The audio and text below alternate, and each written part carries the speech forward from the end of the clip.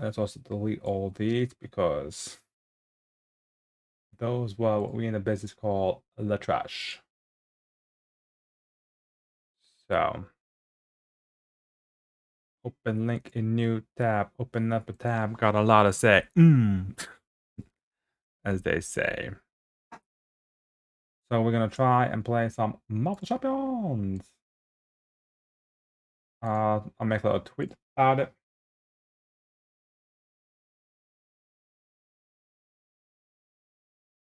Some Marvel Champions. And talking about the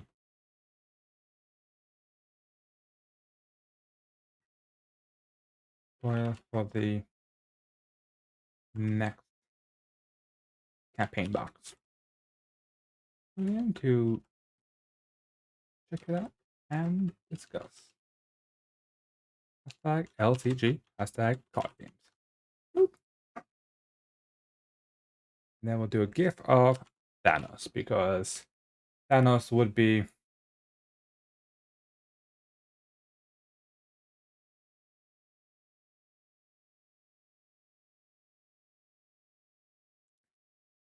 essentially the next person I'm discussing with this. So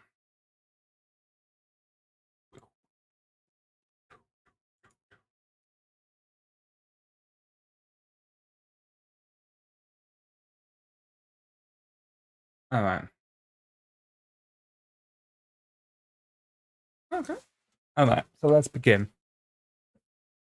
Let's hope for the best, pray for the worst.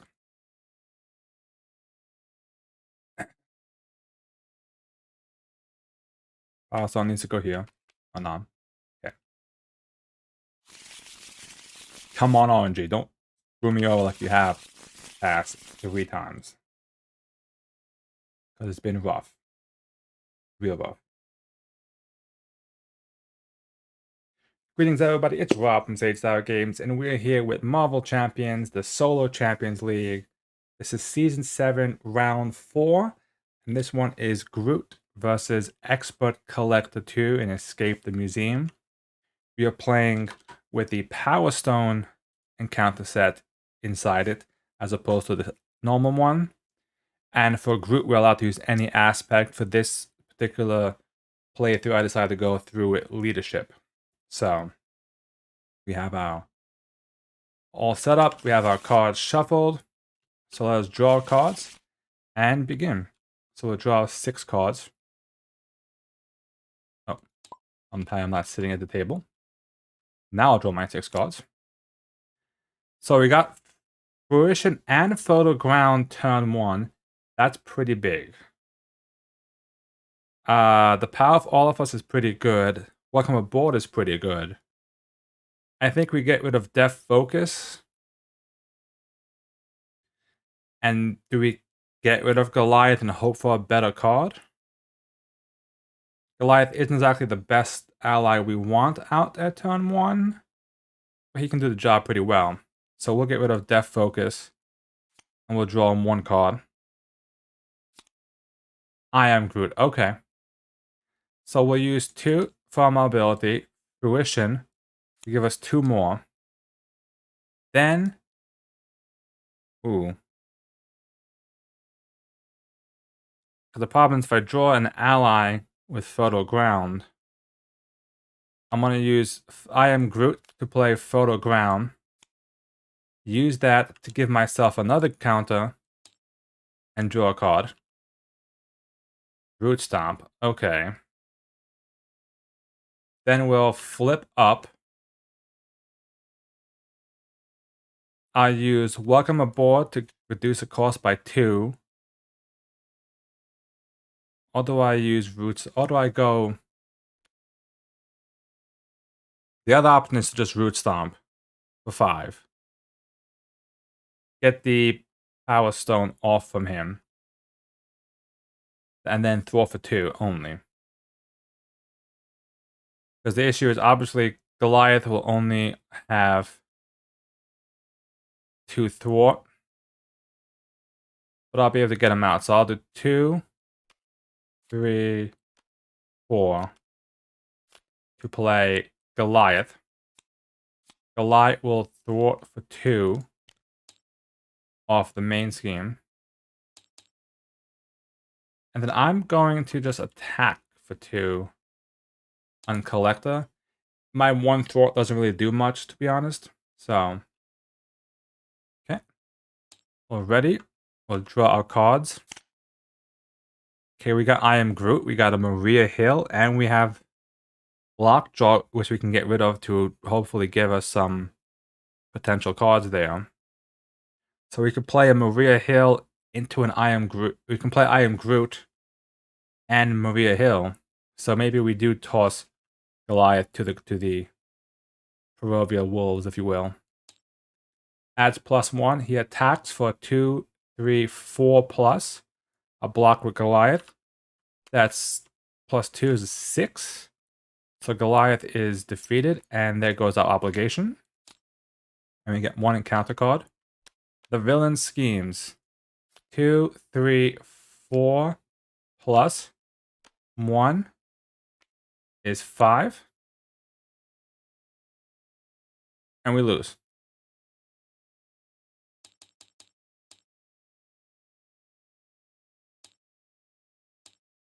Nah. Sorry. I'm not letting this RNG bullshit. Like turn 1 lose? No. We're not doing this. Oh my god. Like, what are the odds?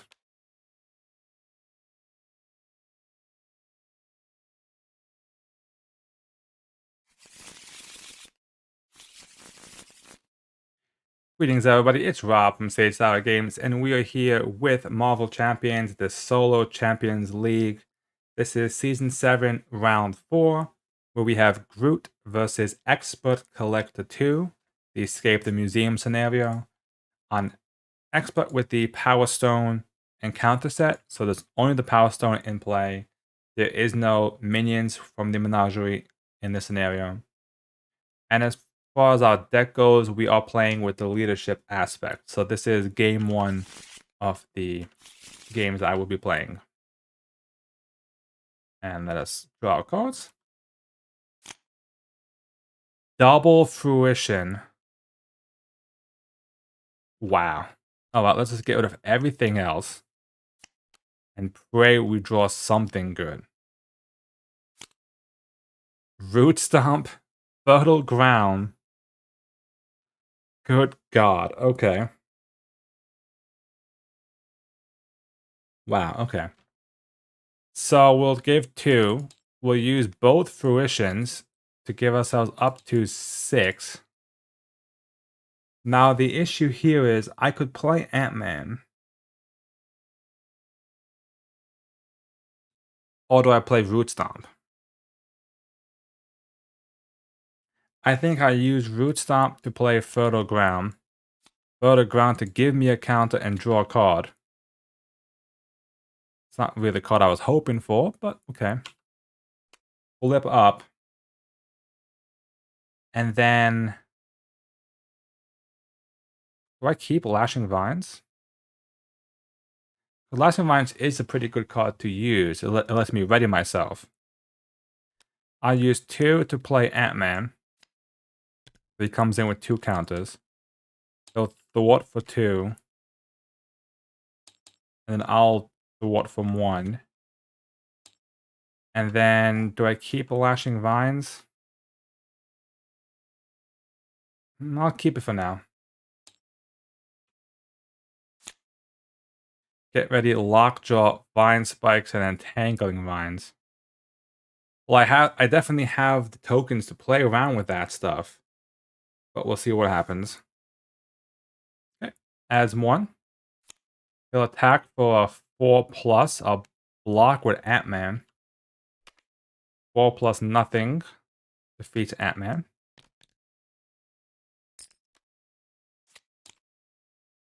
And he gets the Vandarian Power Wand.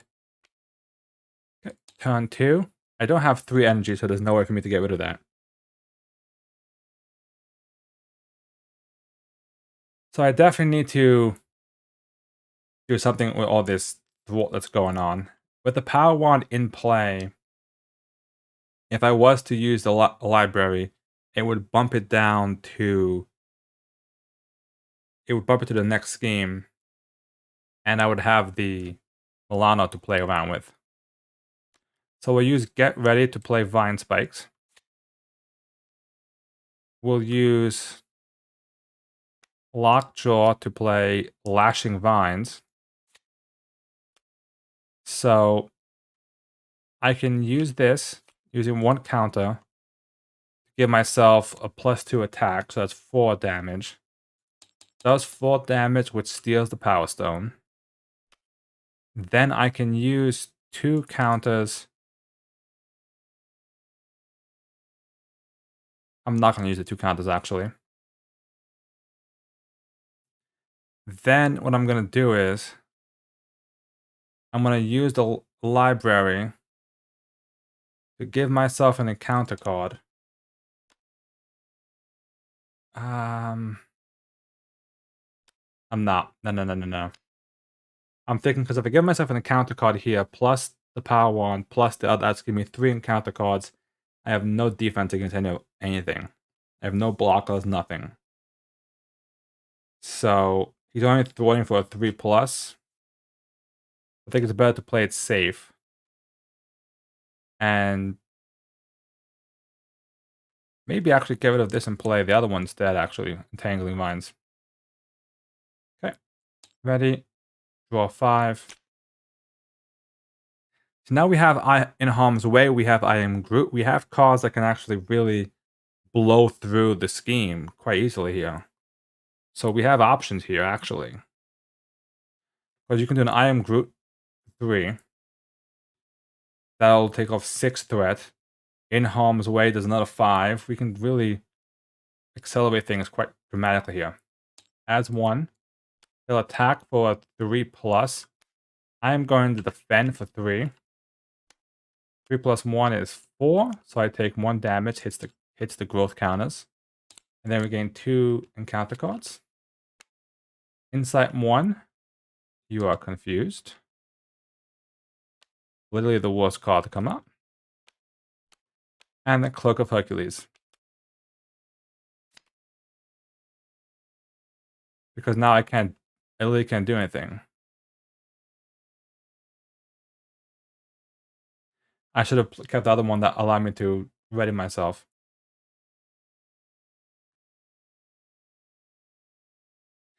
I guess I can go... I mean, they both do the same thing. That's the annoying part. 3 to do I Am Groot, to do 5. Or In Harm's Way. 2, 3 to play I Am Groot to get rid of the Confuse.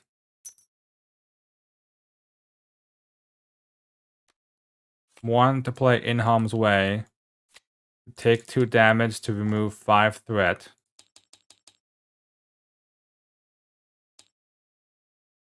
And then I'm actually going to flip down, give myself 2 counters, +1, and draw a card.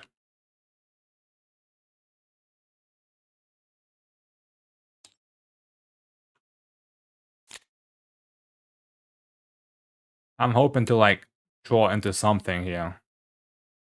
Anything at this point.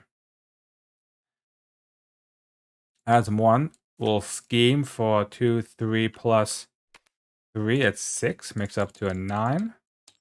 And then gains 2 cards. Magical Teapot.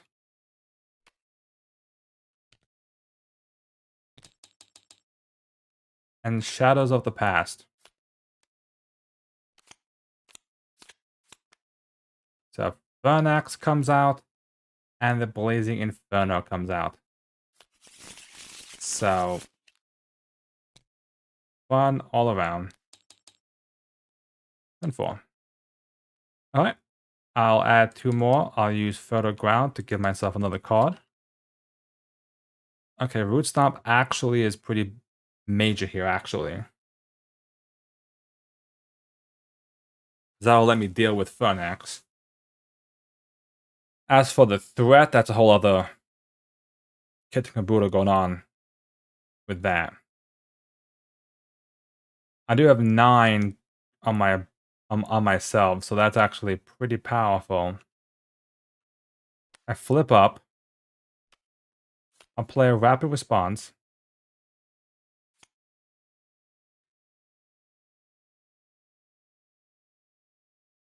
The problem is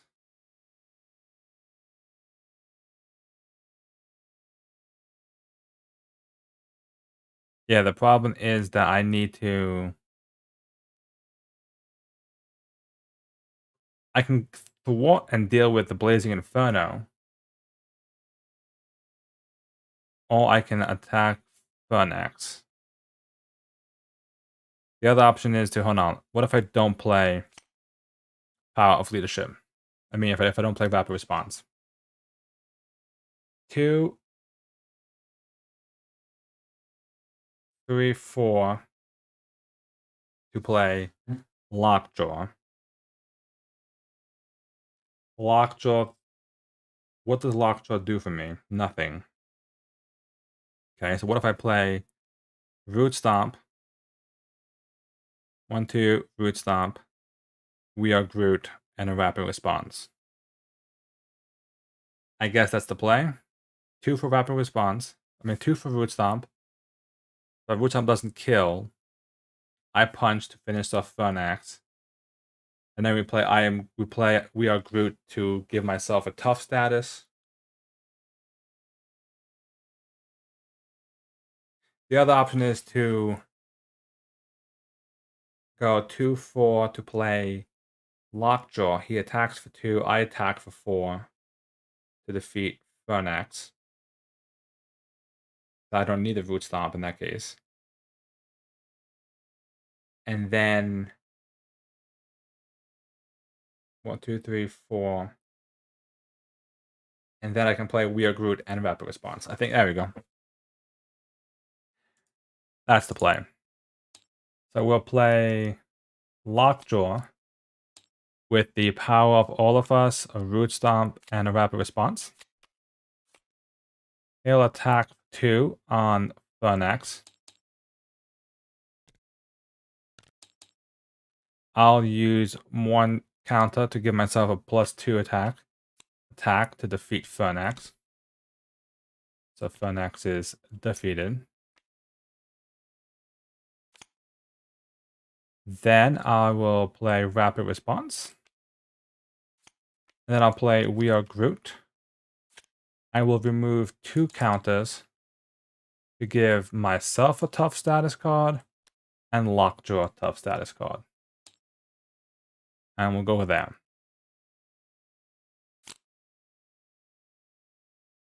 Oh, I should have probably done something about this. Yeah, I'm gonna have to give myself an encounter card to deal with that. Okay. So what do we have here? So we have 1 on 5, 2, 3, 6, 6 plus. I'll just hit into Groot's tough. +2 is 8. That pops the tough.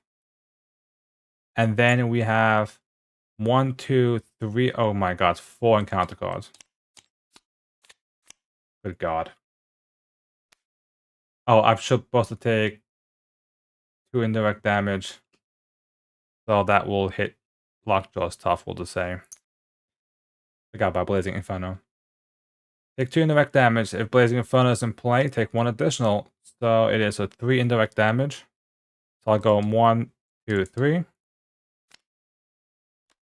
Crystal Ball comes into play. Oh my god, all the threat. All the threat. Under Fire. Reveal the top. Okay, so that's giving me 2 more cards. Why not? Why not? Poison. And the Hungarian Monarch Egg.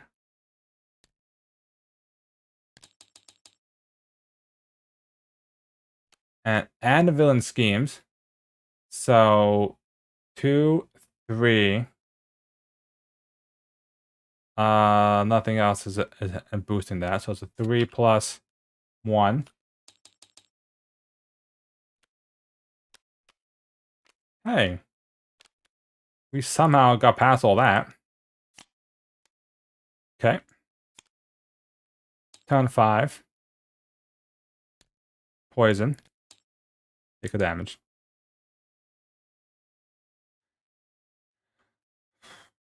Wow. I don't even know what to say about anything that just happened. Welcome aboard to play Maria Hill. Draw a card. I will.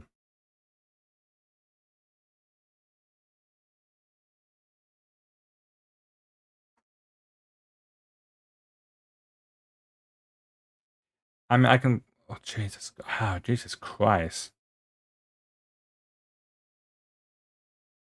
Alright, so Maria and Lockjaw will thwart each. So that's 4th thwart of the main. I'll use the library to give myself an encounter card to advance this to the next game.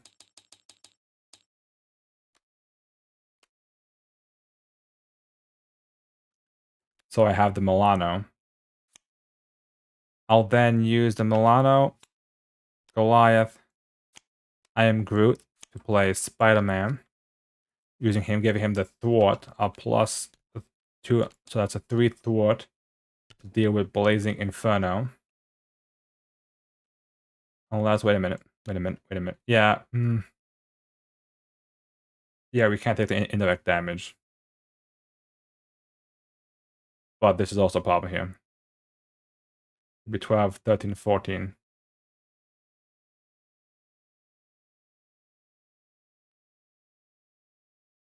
I can technically thwart.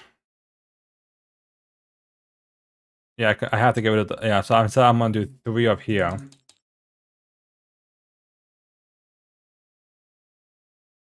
Now, 3 of here. Then I'll thwart for 2. That gets rid of the crystal ball,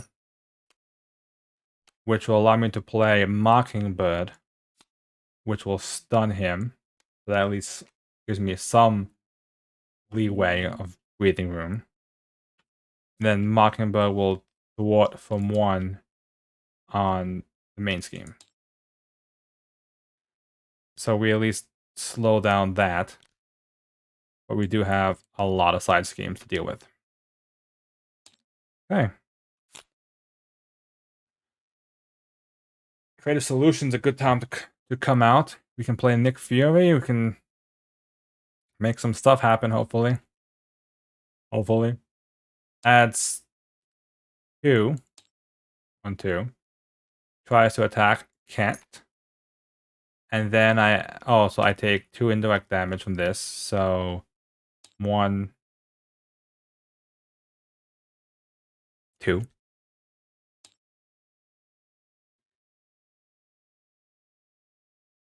Yeah. And then add that Sun breaks, and then I gain 2 encounter. 1, 2, 3 encounter cards still. That's a 4. The villain attacks you. We'll block with Maria Hill. No, we'll block with Mockingbird.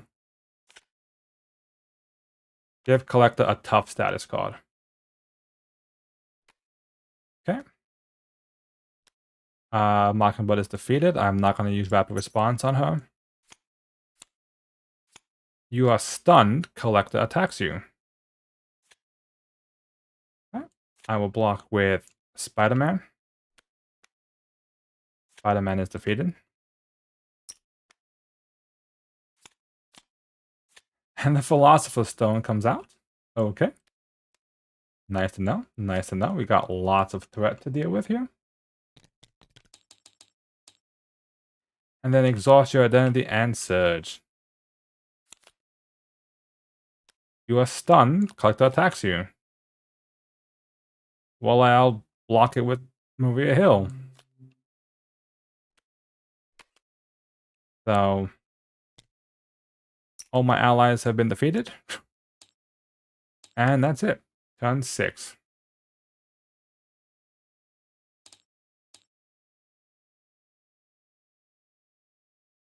Alright. Well, that was just create a solution to draw a card.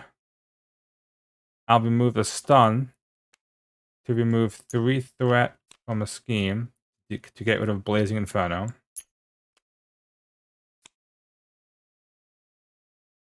Then I'll do Strength, Power of All of Us to play Nick Fury. I'll draw 3 cards, which gives me an encounter card because I ducked out. Just what I needed. I'll go 2, 3 Milano to play Falcon. Look at the top 3 cards of the deck. That's 2 treacheries. Okay. I will... What do I want to spend the 2 treacheries? I can remove 2 threat of something. Has to be the main. And then if I give myself an encounter card, it'll be my obligation. So I can choose to flip down or remove growth counters. That could be worth it because if it'll be it'll be after the attack, so it'll give me time to build up counters. It might be worth it actually. So we'll take an encounter card to remove 5 threat. Oh god. What do I have here?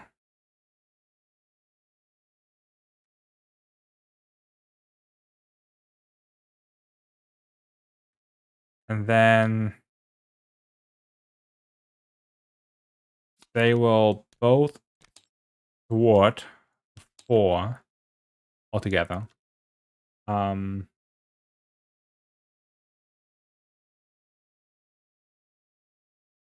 reduce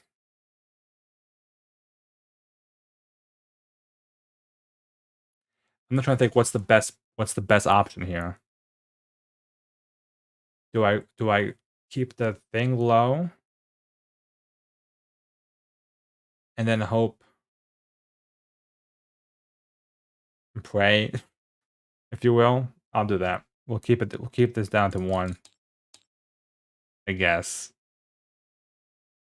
And then that way we can use the library to finish it off. Milano to remove 3, and pray we can just get out of this with a W. Because if I can get a W out of this, then mind blown. Oh, in harm's way. Oh my god, we might actually do it. There's a dream. There is a dream in this world where it is possible that we could do this. Maybe. 1, 2, makes it up to 3. Goes to attack for a lot. 5, 7 plus amplify. Block with Nick Fury. 7 damage. Nick Fury is defeated. I will use rapid response to put Nick Fury back into play, drawing 3 cards.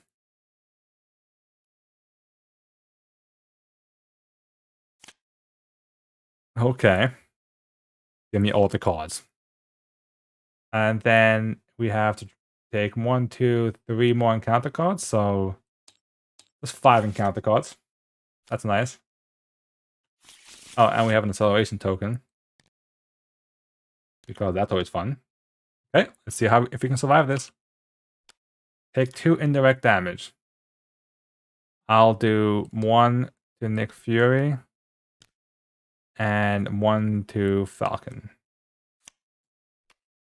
Wilt, I will flip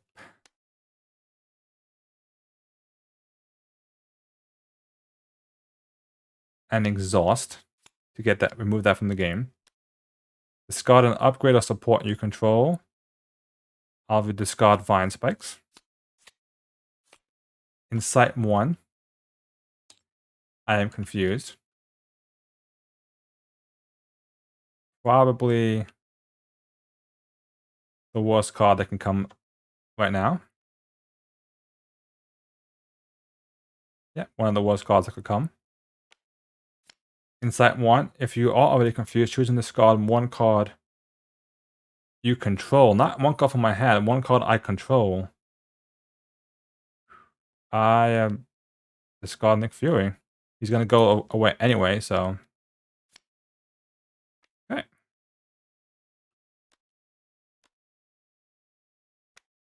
Turn 7, 3 counters, so I'm down to 8 health. Okay, 2 counters on. Throw to ground to give me a counter and draw a card. Okay. We have lots of cards in our hand. But is there a way for us to actually win this? To like maximize our benefit for this game? Let's think. So we use the library to advance it. That'll make it down to 8. Milano 3. In harm's way for 5. Wins the game for us. Okay. But for that to work, we have to deal with the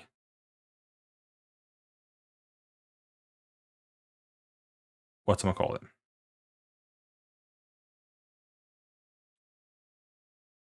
Deal with the confuse. So we'll flip up.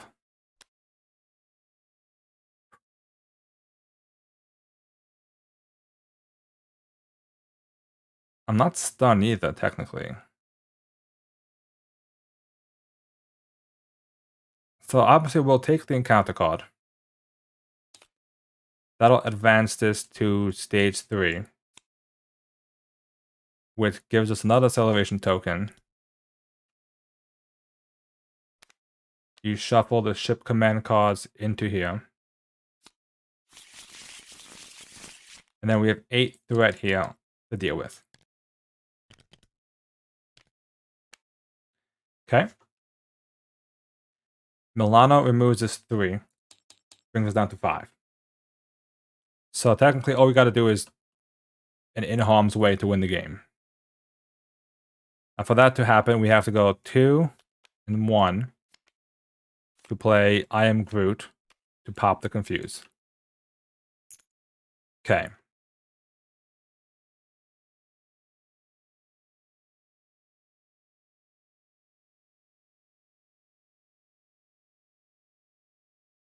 I don't think,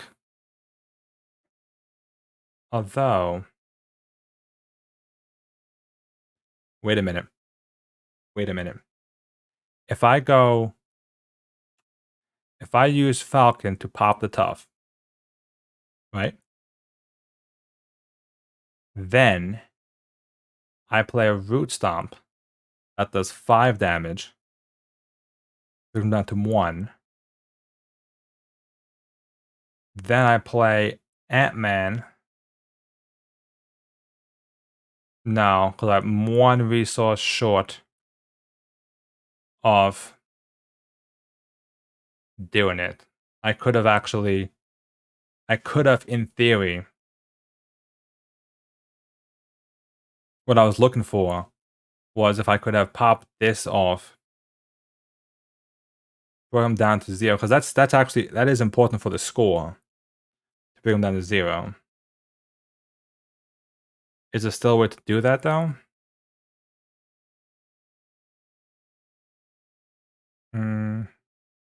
The other option is if I do any of these helping me as well. That's the other option. So say I play Philosopher's Stone. That might work. What's up, Watching Man? How are you doing? This will draw me 2 cards.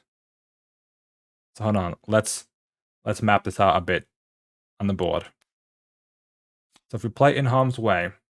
No. Take it back. Yeah, no. Sorry. No, don't take that back. We play In Harm's Way. to deal with that, we draw 2 cards, so then we have 2 cards in our hand. Then we have 2 cards in our hand. Well, that doesn't really help us, does it? Because it just puts us back to the same place where we already are. And we just got rid of one threat, one scheme. But we still have to play a Root Stomp. No, yeah, that doesn't have to help us. Good thing I checked. That doesn't... oh well. Unfortunately, we're going to have to just go Endurance in harm's way. And then play Ant-Man.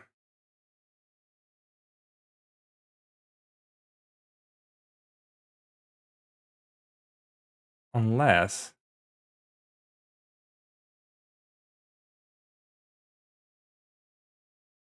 no, because I can't play Root Stomp and Ant-Man and in harm's way. That's sad. So we'll just play Endurance to give ourselves 3 hit points. We'll play Ant-Man with 1 health. And then we'll play In Harm's Way to take 2 damage to remove 5 threat from the game. And we win. Somehow. Although it is the sloppiest game I've ever seen. So we won with 7, 8, 9 health hit points. Sorry. 11, 12, 13 hit points. Looked at the wrong thing. 7 turns. 6 health on the villain. And 5, 10, 15 threat.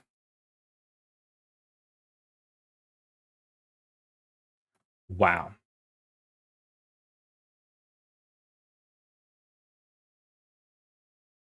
I don't know what that shit show was. But that was a shit show if I've ever seen one.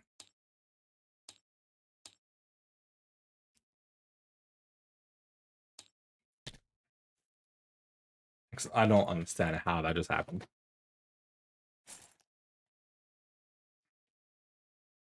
I figure it's better off play for the W and take the low score for that game, because that game was just a mess and a half. And hope that the other 2 games are somewhat better. Hopefully. Hopefully.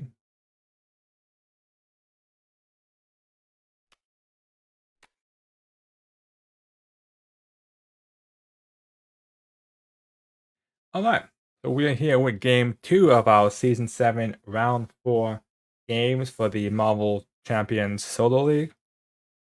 This is Groot versus Expert Collector 2, the Escape the Museum scenario, with the Power Stone encounter set. And for Groot, we are playing Groot with Leadership. So without further ado, let's see what we can do with this game. Okay, I like Root Stomp right off the bat. That's a good card. I like Ant-Man as well. So this, I might just get rid of these 3 cards and hope I draw something better. Ooh. Whoa, wait a minute. Lots of options just came here. Okay. So we'll add 2 counters from our ability. Flip up. Before that, hold on. So let's think. In Harm's Way is really good right now.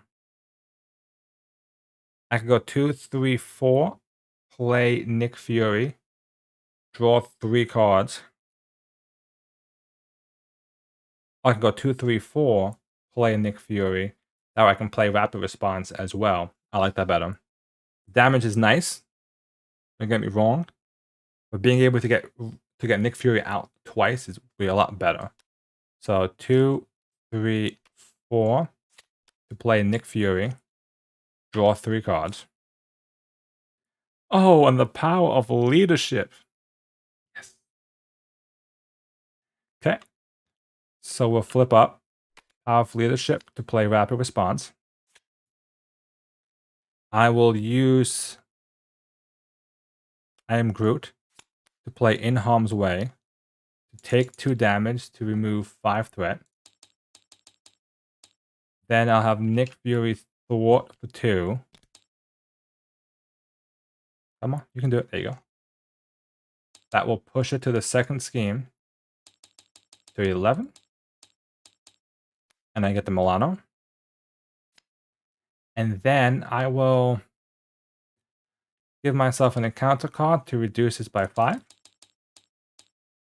Then I'm going to attack for 2. Doing an 8. And that's it. Ready? Draw up to my hand size. Oh, God. Not a lot of money here, but not a lot of stuff to spend it on. Thank God we have a Nick Fury to give us something to hopefully play with. So Collector will add him 1. He attacks for 5+, block with Nick. 5+0, and an advance, so that defeats Nick. Rapid Response to bring Nick Fury back into play, drawing 3 more cards. And another fruition. Oh my God. Do you believe in miracles? I do, because we're going to have a lot of stuff going on this game. And then we gain an encounter card. Insight 1, and I'm confused. Not the worst thing in the world. And the Beyonders Blazer. Hey. Turn 2. Nick goes away. Okay. Well. Welcome aboard. Plus power for all of us to play Lockjaw. A genius to play Maria Hill. Draw a card.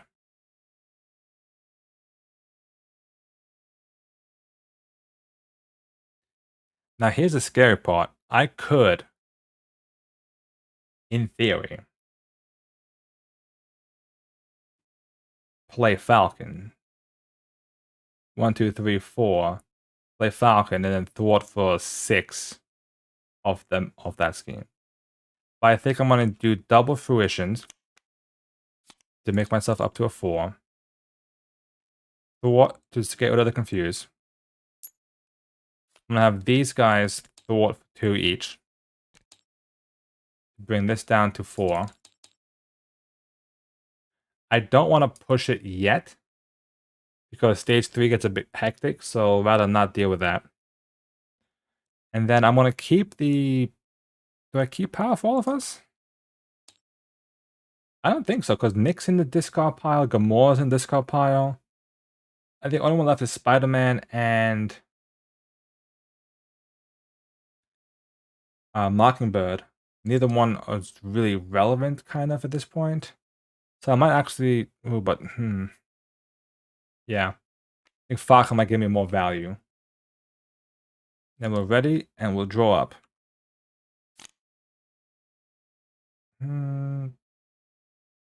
Overall, not bad. Oh yeah, 2 consequential. Sorry.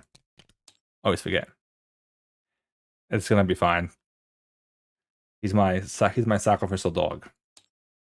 As 1, so then attacks for 5 plus amplify. Block with Lockjaw. So 6, it's another advance. Lockjaw is defeated. Counter card. And we get Under Fire, everyone's favorite card. Take 2. Cloak of Hercules. Then you are stunned, and the Collector attacks you. Well, I think Maria's going to have to take that one.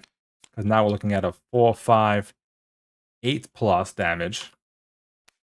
So that's 11 damage. Bye-bye, Maria. It was nice knowing you. And turn 3. Stun is removed 3 threat from a scheme. Okay.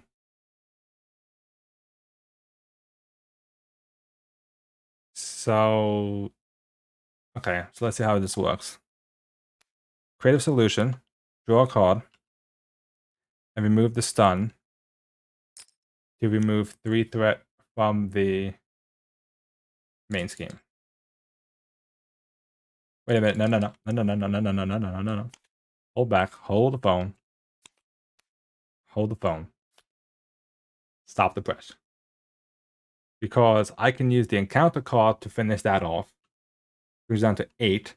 Milano brings down to 5, 2, 1, and then I can push it over. I can get it over with Falcon. The issue again with this whole situation is that I didn't do much damage to the collector, but at this point, I'll take it over the last game. So we'll give ourselves an encounter card to remove 5 threat. That pushes us to the 3rd stage. These get shuffled in. I don't think it's going to matter, but then we'll exhaust the Milano to remove 3 threat. Then we'll play Create a Solution to draw that card. Remove the stun. I've removed 3 more threat. Yeah. I'm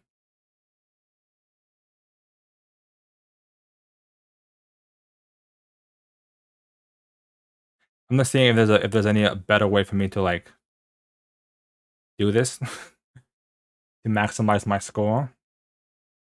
And there really isn't. Besides just playing Falcon. I'll attack for 2. Bring on 6. Yay. And then welcome aboard Goliath, Proto Ground. Play Falcon. Look at the top 3 cards for treacheries. 2 treachery cards. I guess I could have done that before the stun, actually. Right? I could have done that before the stun. And then... No, because then I wouldn't have attacked with him anyway. So remove 2 threat. That's the game. Boom! Turn 3. Much cleaner game. With 13 hit points. Only 3 turns. The villain was at 6 health again. But 0 threat. So that game was a lot quicker. Wasn't the cleanest game out there, but was definitely a lot better. What's up, Josh? And Jay, how are you guys doing? Oh man. This game is nuts. I went from a 30-minute game to a 8-minute game. I went from a game that took 3 turns to a game that took 7, with me juggling through hoops like insane. But that should give me my first game is gonna tank my score completely. But oh, thank you. I'm trying to get Champions content out while getting out other content as well, but the Champions content seems to be really enjoyed by people. So I'm like, people are liking it, so I'll try and find more ways to get Champions content out there. Ideally, eventually, in the future, I hope to actually have a setup where I can actually like play in person, kind of, and not through a tabletop sim. Because like I have all the cards, so like the group deck that I'm playing with is right here next to me. I just don't have a good setup to play in person that will actually show it while talking. But that's the plans. So for you guys just wondering as well, this will be the last game of my Groot games, and then yes, that's what I was just about to talk about actually. So after this, I will be recording live and discussing the rest of the scenarios from Mad Titans. So I believe I have Ebony Maw and Corvus Glaive, Proxima are up on YouTube already. And then I will be doing, hopefully be going through Thanos, Hela, and Loki tonight. So that way they can be recorded and put out on the YouTubes. So it looks good, I have to say. It looks interesting. Alright. So with that, let us prepare for the game 3.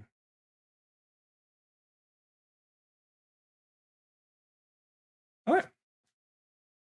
Welcome to game 3 of our Season 7 Round 4 Solo Champions League games with Groot versus Expert Collector 2. We escape the museum scenario with the Power Stone and counter set, and we are playing with Groot leadership. So let's draw cards. Oh god. Like they punished me by giving me this hand. No Vine Shields, no Vine Spikes, no I Am Groot. Maybe we'll keep I Am Groot in spray.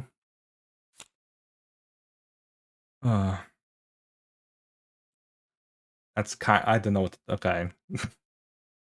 Okay. We'll figure something out. I'll gain 2 counters. Flip up. I can do Welcome Aboard and this. Play a Lockjaw. I can then spend 2 to play Root Stomp to do 5 damage. That will get me the Power Stone from him. Thank you, Jay. And I'll thwart for 2, thwart for 2. So that's 4 thwart off the main. Not okay. Not the cleanest, but it'll have to do. Ooh, another Welcome Aboard. Adds 1. Attacks for 3+, block with Lockjaw. 4. Goodbye, Lockjaw. I'm sure that won't be the last time we see you. You are stunned, and he attacks me. Great. 3+, I will defend it. +1, give him a tough. So I take 1 damage, which hits into the counter. Right. Turn 2. I'll do a Welcome Aboard. Plus the I Am Groot cards, because something tells me they are not going to be useful right now. To play Nick Fury. Draw 3 cards.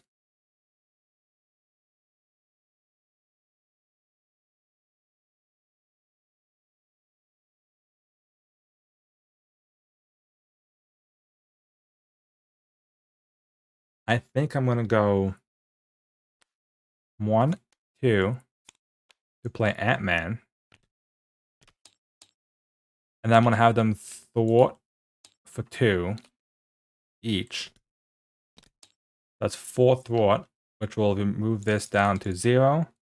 Bring us to the second stage, 11 threat. I gain the Milano. I use the Milano to play Death Focus, just to have that out in case I need it. And I'll actually give myself an encounter card to bring this down to 6. That's a good time, I think, to play that one, and then 1 more to kind of finish it off is the plan. Ready. And draw up to 5. Got another Root Stomp. That's interesting. Rapid response is a little late, but we'll make it work. But we could actually Root Stomp him. We could do some work here, possibly. Alright, 1 on goes to attack. So it's a 4+, block with Nick Fury. Goodbye, Nick. And then it gives us an encounter card. The Cloak of Hercules. and advance. So he's gonna scheme for 2, 4, 4 plus nothing. He's up to 11. Alright, so that was unfortunate. Everything we just said that would have been really cool completely backfired, but nonetheless, we'll make it work. Make it work. Okay.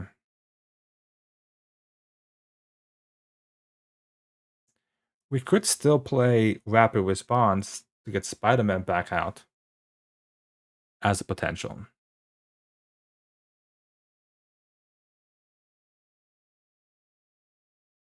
Let's figure out. Groot has to attack to break the stun. That has to happen. Clear that out. Then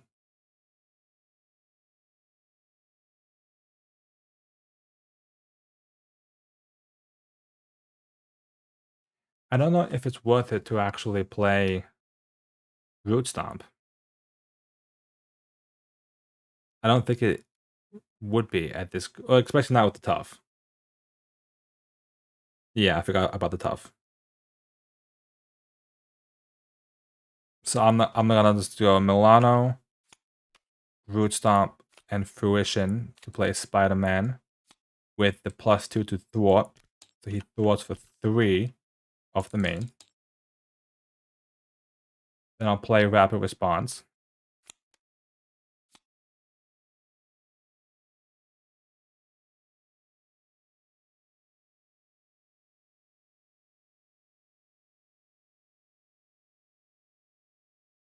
I guess what I'm trying to figure out is, do I take another encounter card or not? Maybe not. I think I attack with Ant-Man. Not attack, sorry. Thwart with Ant-Man for 2. Bring it down to 6.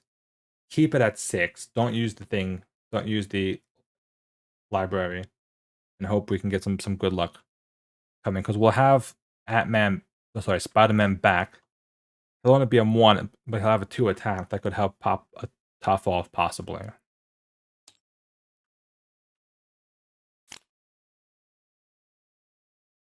Oh. No, not really. I was like, I could play a Goliath attack for 5 to flip over the 3. Maybe. Maybe. Let's see. Alright. Adds 1. Goes to attack for 7+. Will block with Spider-Man. 8. Goodbye, Spider-Man. We'll use Rapid Response to bring him back into play. So I have a blocker just in case. An encounter card. The Beyonder's Blazer. Okay. And go to turn 4. So wait a minute, hold up. Because we might be able to do this, actually. Go off for 2, brings it down to 5. And counter card, flips it over to 8. That makes it down to 8. Milano for 3. Brings it down to 5. Oh.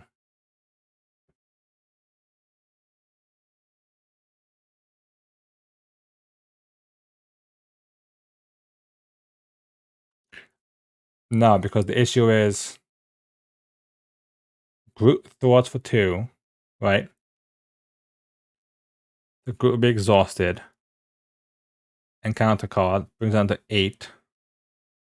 Milano 3 brings down to 5. Even if I attack with Spider-Man to break the tough, and Goliath attacks for 5 to pop him, brings only 3 threat, I'm 2 threats short. So I actually need...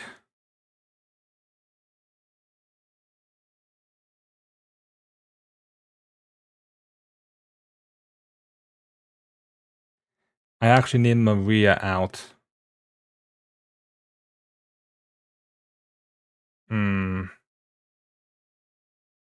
That's unfortunate. What if I don't pop the tough? No, I have to pop. I have to pop the tough, right? Because if I don't pop the tough, then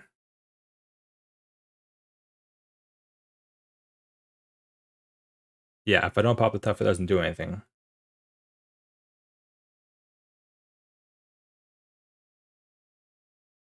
Oh, that's rough. Okay. So in that case, Mockingbird might be useful here, actually, more important than Goliath. If I go Milano and Goliath, to play Maria, draw a card.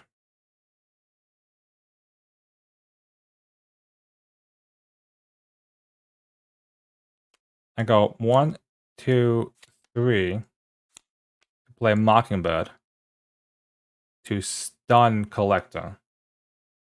Right? Then I have Mockingbird attack from 1 to pop the tough off. Then Maria thwart for 2, I thwart for 2. That's 4 thwart off the main. And then screw it, I have Spider-Man attack for 2. Bring it down to 3. That way, I don't even have to use a Root Stomp to pop him down. Ready? And we'll draw up.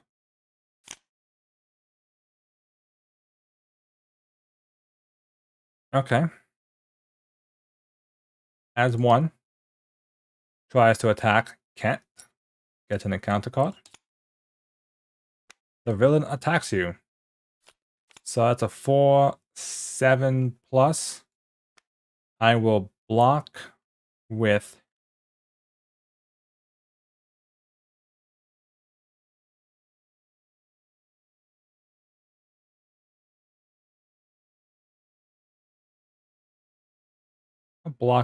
Mockingbird. Goodbye, Mockingbird. Okay. And 5.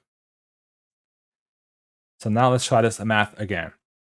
5 to flip that brings it up to 8. Milano brings it down to a 5. This brings it down to a 3. And I knock out Collector to do the rest. Which I can knock Collector out with my own attack. So at this point, all I'm trying to do at this point is just build up my score. Really. So I'll go 2, 3 to play Black Knight. I'll give myself an encounter card to bring this down to 0. Gives me this stage. Flip up 3B. 8. Flips this. Shuffles this. Okay. Exhaust the Milan to remove 3 threat. Then I'll attack for 3. Bring him on 0, which flips him. So that removes 3 threat off the main scheme. Then I'm actually going to flip down. Give myself 2 growth counters. Play a photo ground, give myself a counter.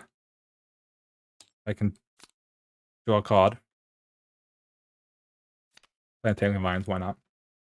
And then I'm going to thwart for 2 with Maria to beat this. Because it finishes the game, it does not cause consequential damage for Solo League. So she doesn't take the damage from that. And that is the cleanest game I've had. Ever. Full stop. And we just won with a turn 5, with 10, 11, 12, 15 health. Perfect game. That's a great game.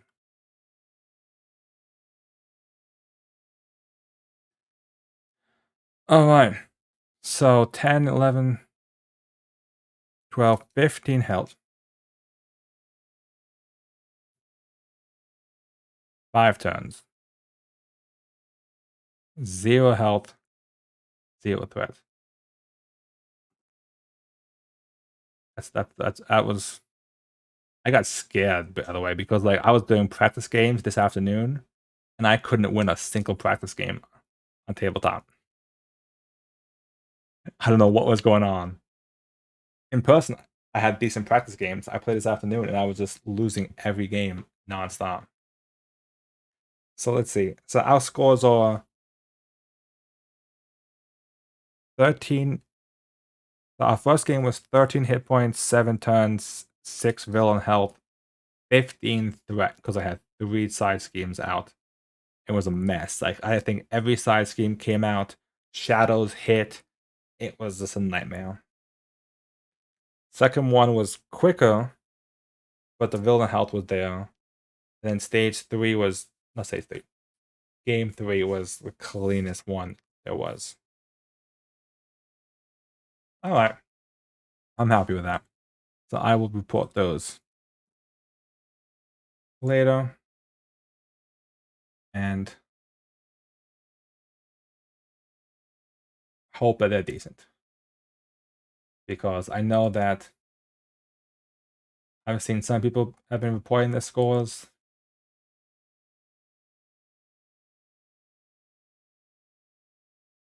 So 3 turns is definitely, yeah, it's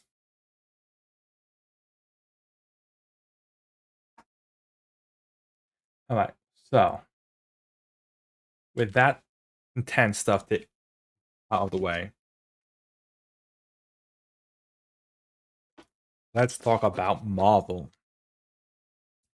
Let's talk about the Mad Titan himself.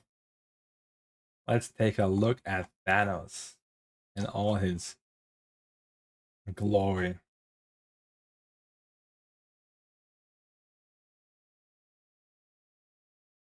Let's not even talk about the fact that Thanos isn't even the final boss in this box, which I'm still not sure how I feel about that, to be honest.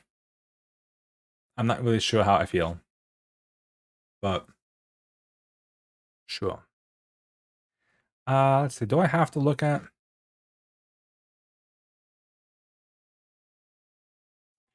I guess in theory I should look at the Infinity Gauntlet cards for this town. Yeah, like I wasn't that bothered, and then I saw like everything was out there, and I'm like, as a content creator, I'm like, I have to talk about this. Like, originally I want. Oh, thank you. Originally, I was like, I didn't want to do any videos until I actually had the physical cards in my hand, but I'm like, it just pushed me like behind the curve before like whoever else makes videos talks about them. Also, only the times. Okay, that's interesting to note.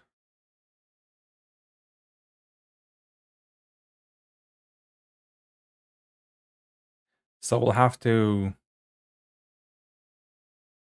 Okay,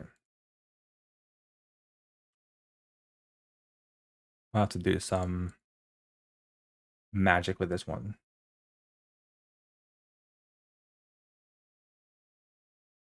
Because my original plan was to not look at any of the modular sets and do that in a separate video. But I feel like with Thanos, you kind of have to look at the Infinity set. It's just kind of like it's Thanos. Like you kind of have to.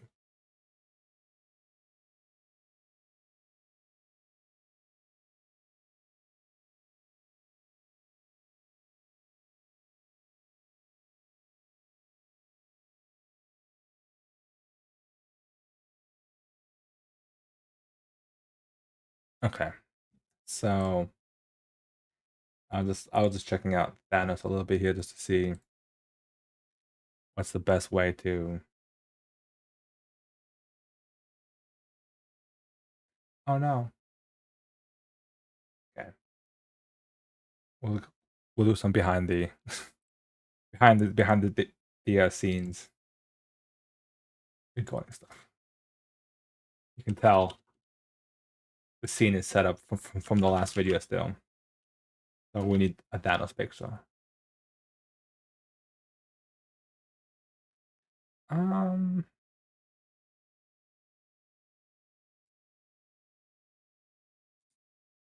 yeah, we'll use this one. I'm always torn on if I want to use like the MCU pictures, or if I want to use the like comic pictures. I don't need Proxima.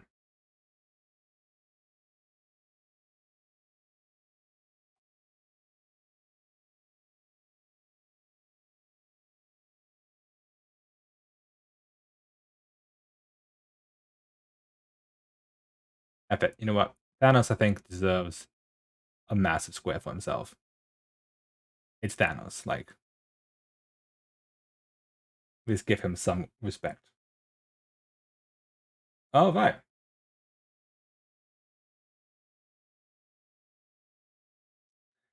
Well, please put him up closer to the.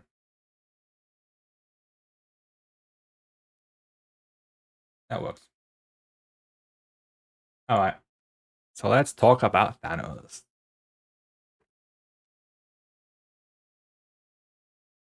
Greetings, everybody. It's Rob, States Our Games, and we are here with the next scenario in the Mad Titan Shadow campaign box.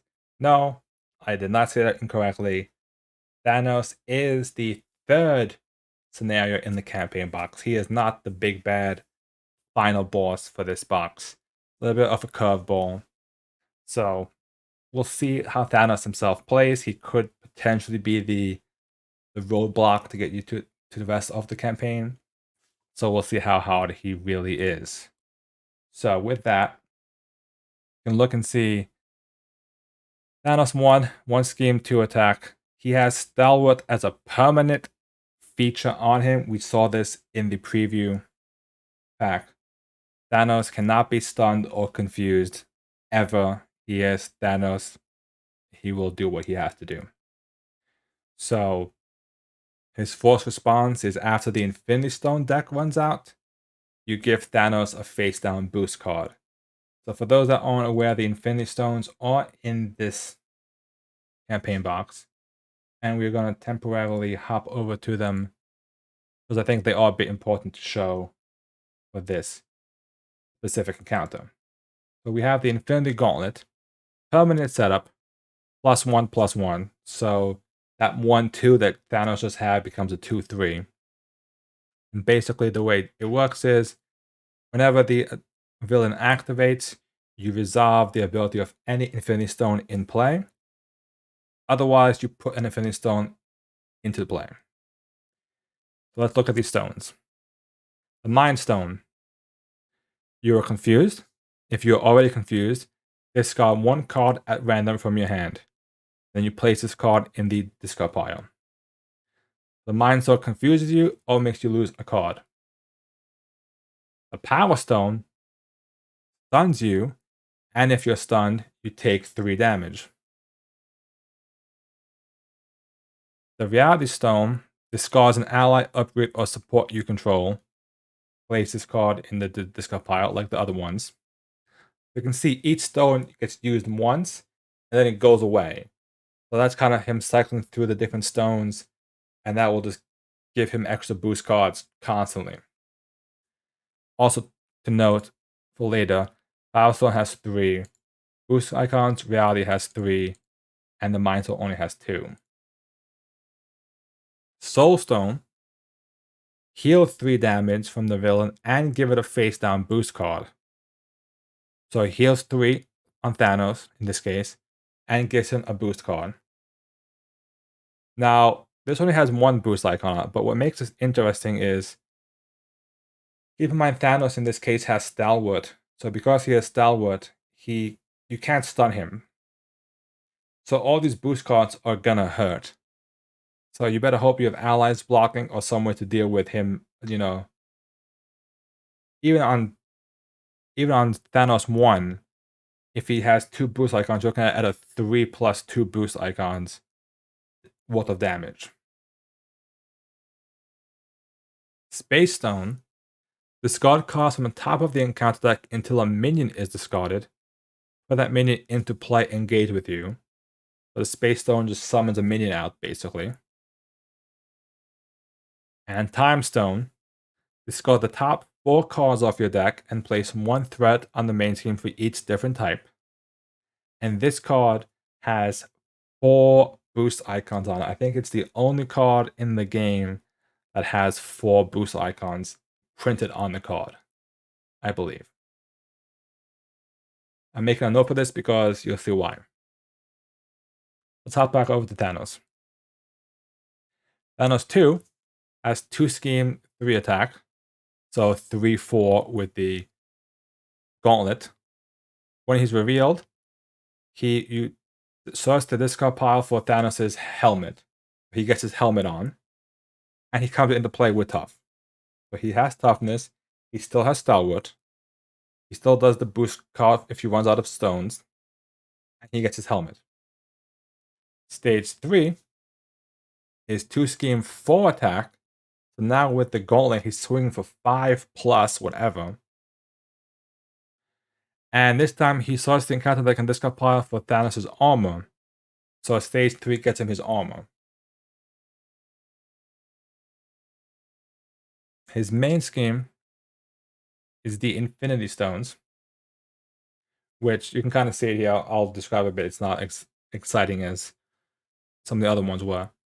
This one comes into play with 0 threat, 1 per player, has 12 per player to kind of advance it.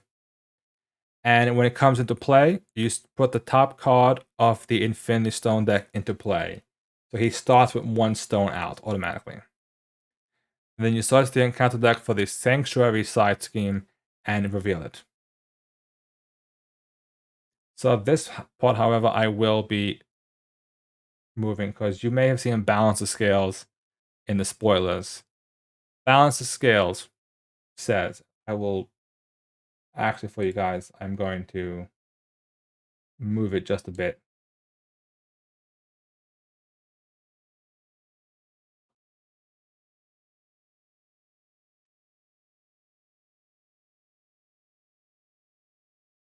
All right, I moved it for you guys. I'll give you guys a moment to read this. You can read this again, just to make sure that you do not mishear correctly. Thanos snaps if he hits his second scheme.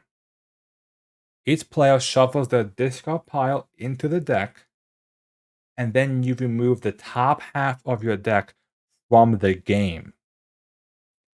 He literally goes and snaps half your deck out of existence.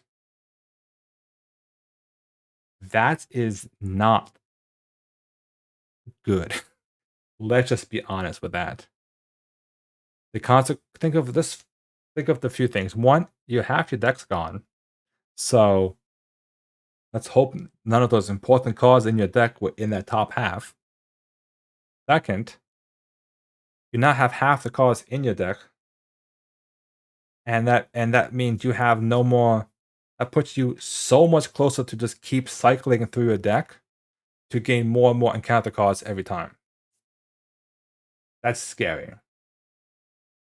It is, yeah. It's better than half the players being removed, but it's cool that they added some way to almost like replicate the snap, kind of, in a way where you can snap.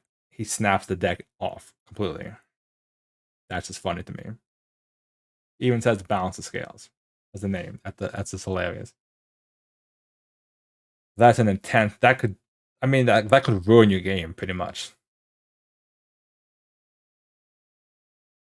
And then stage 2B is just simple 12 threat per player. If it's completed, the game ends. So after that, it's just pretty much you versus the Mad Titan himself. And hope you can beat him with half your deck gone.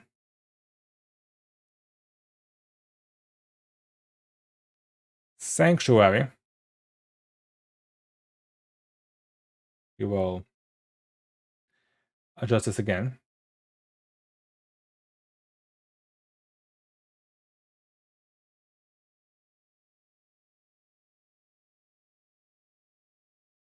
I really should make this like a bit better, but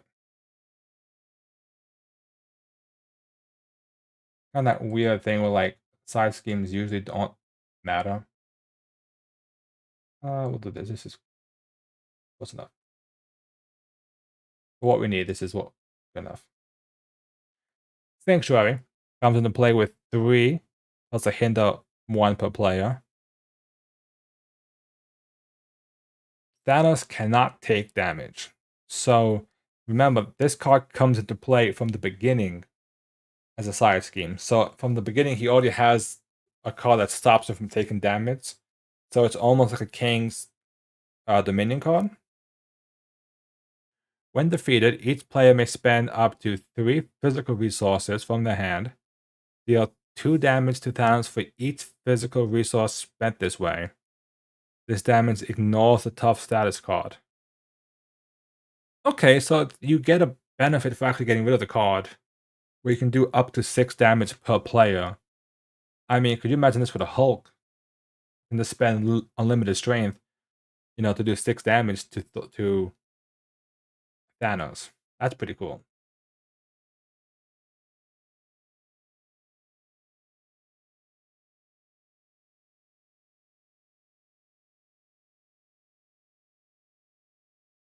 Alright, now we're back to normal. Thanos' armor. Now remember, Thanos' armor comes on him from stage 3. When he will take any amount of damage, reduce that amount of damage by 1. After a hero makes a basic attack against Thanos, spend energy and physical to discard this card. So this is clever of them. I saw this and I was a bit impressed by it. You could always discard it. It always said like spend resources to discard this card. And it would never, so you could actually get rid of a card without having to actually have to deal with it. This card says you have to at least do a basic attack to hit him to at least reduce some damage from it. So it puts you in a bit of a bad situation at least before you can spend the resources. Thanos' helmet gives him retaliate, and same thing, you must make a basic attack against him, this time spending mental and physical to discard this card. So that means he has to retaliate 1 against you at least 1 time with the helmet before you can get rid of it. That's a clever way. Too many cards will just like spend the resources, burn it. This one actually says you have to at least hit me first before you can do it. Master of the Stones with a really cool picture, by the way.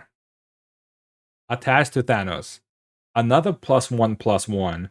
So that plus the gauntlet means on stage 3, he is at 4 scheme, 6 attack, and that's before any boost cards.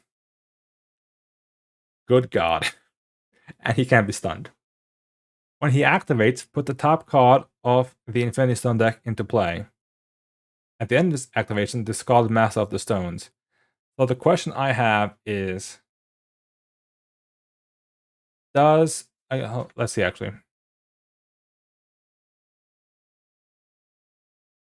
After attached villain activates. Okay, so the reason why I'm questioning this is because Master of the Stones is a forced interrupt, where the gauntlet is a forced response. So I think, as the way the rules state, the interrupt trumps the response. Meaning, say there's a stone in play already. Master of the Stones guarantees a second stone comes into play, and then the gauntlet triggers to do both stones. So this pretty much gives him an extra stone to activate for that activation. Is what that does. And there's 2 of those. And we have Avatar of Death. When revealed, Thanos schemes. Straightforward. When on hero mode, he attacks you with overkill and piercing. Good God. So again, that 4, 5, 6+ damage he's swinging with, Avatar of Death means it's coming at you and there's nothing you can do about it. Overkill, piercing, tough won't help you, allies won't help you. And he's got 2 of those. Deviant Syndrome, very fitting for the Eternals trailer we've gotten this week.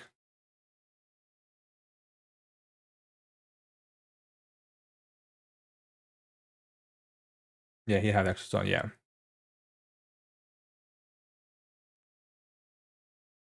So Deviant Syndrome, Insight 1, and give Thanos a tough status card. If you cannot, place 2 threat on the main scheme. Or, as a boost, give him a tough status. This just makes it harder to really beat Thanos down. It just gives him tough. So this is the card that I was talking about. I am inevitable. When revealed, give Thanos a face down boost card. Boost icon.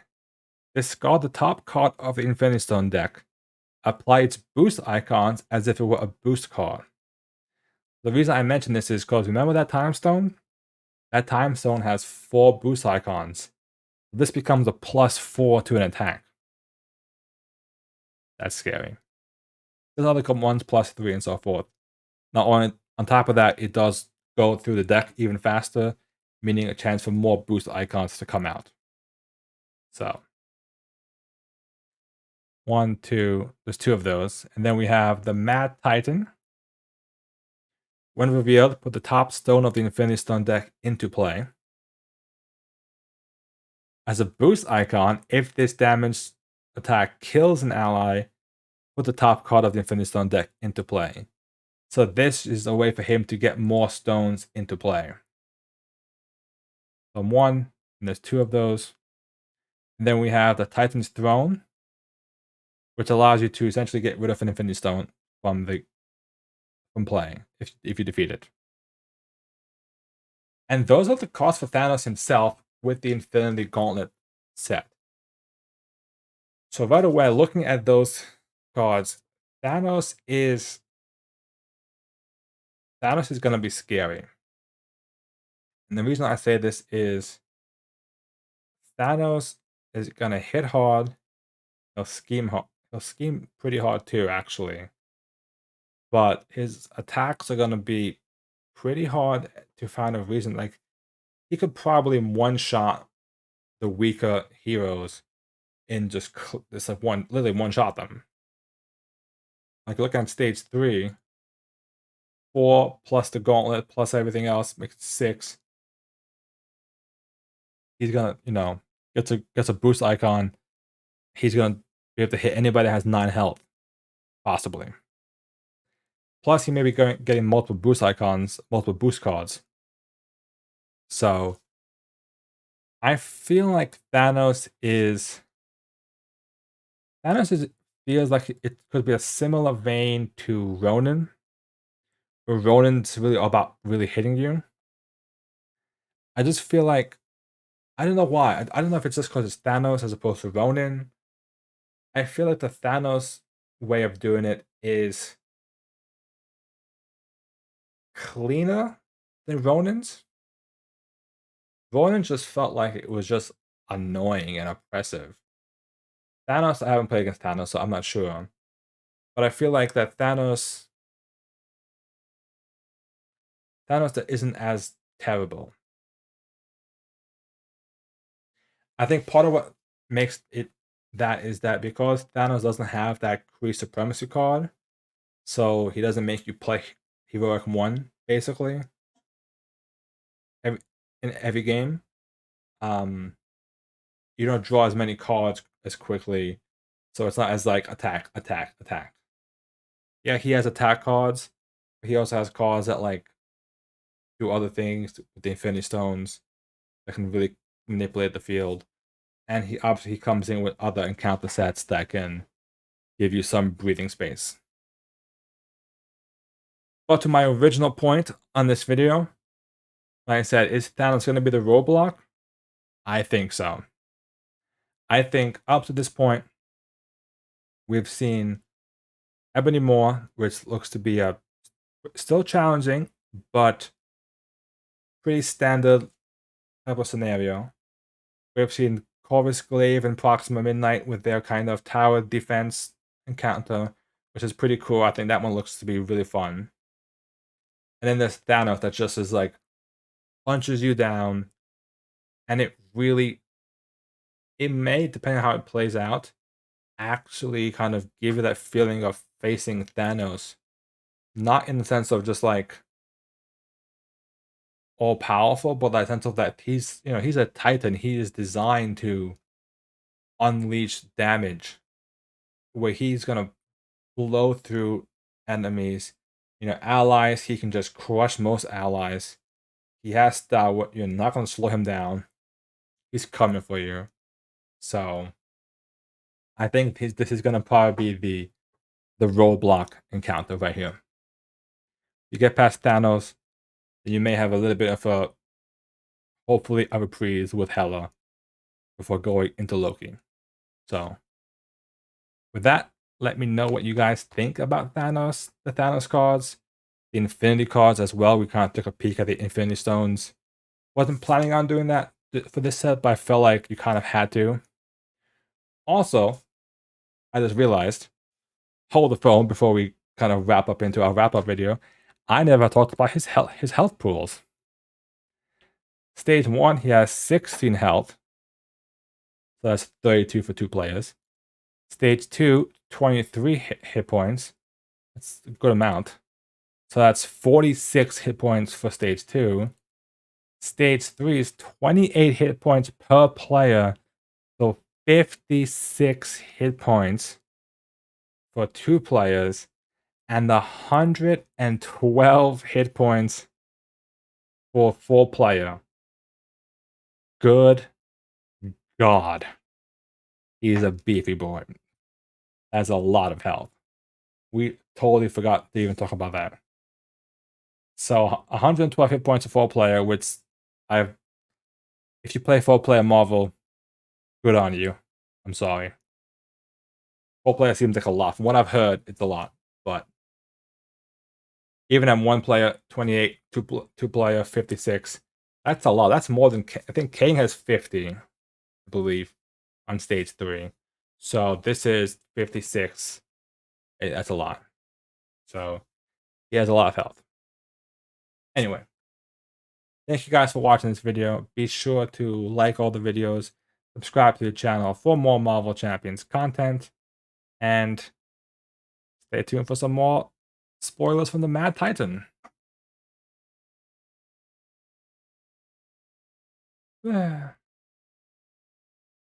Okay. That's crazy. I wanted to look at, so he comes with Black Order and Children of Thanos.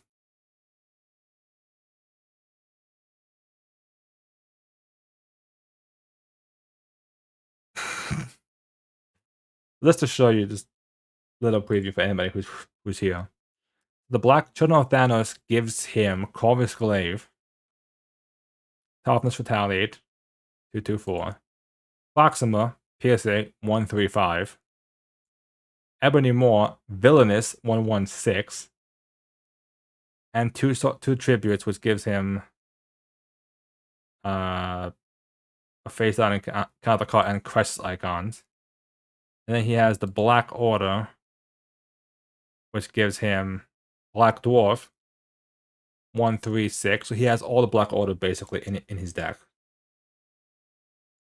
Super Giant, 225, Quick Strike. The Black Order, and Blood to Spare. Which, so here's the funny thing with Blood to Spare as well, is that it doesn't, the only minions in play. Yeah. It is cool that you can add the order to any encounter. Like, I really want to, like, go through some of these old encounter sets and just start really, like, messing with them. Like, you could give Ultron the Infinity Gauntlet. You could give the Black Order to Red Skull. You can give, I mean, that's some cool ways to play with some of this stuff. And then this is all, keep in mind, we have the Hood set coming out, But then you can add Wrecking Crew, you can add Crossfire, you can add a bunch of other scenarios. I feel like I almost want to play with the scenarios more than the actual. Sorry, I want to play more with the encounter sets than the actual scenario. Like, just get a bunch of encounter sets and just put them all together and just be like, let's see what happens. Just one deck full of like Wrecking Crew, Black Order, Kree. I don't know. That could be cool.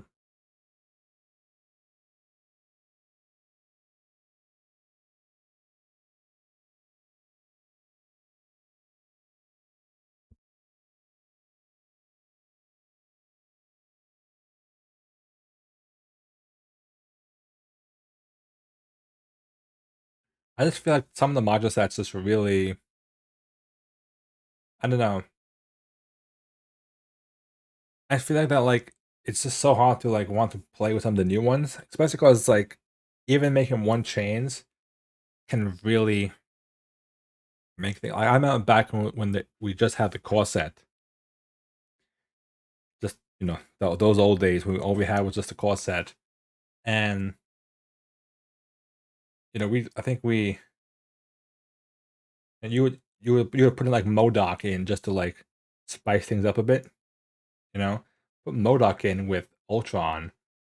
That would be crazy. I'll put what else do we have? I'll give like Rhino the Masters of Evil set, and now we have so many, just like crazy. I mean, just hell,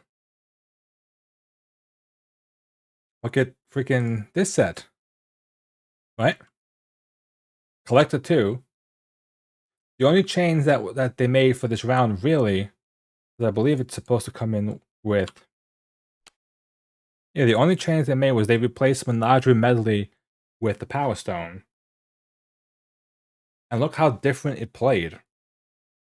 No minions means every attachment attaches to Collector. Guaranteed. And that the Power Stone is in place, so he has an extra +1 activation. And there's less cards in the deck, so you're going to hit all those other cards much quicker. Completely changes the feel of the game.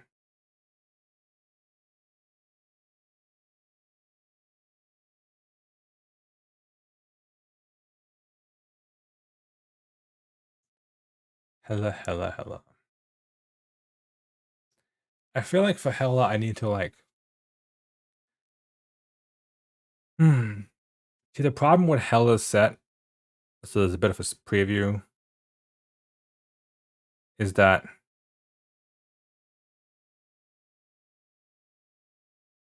I also need to hold on.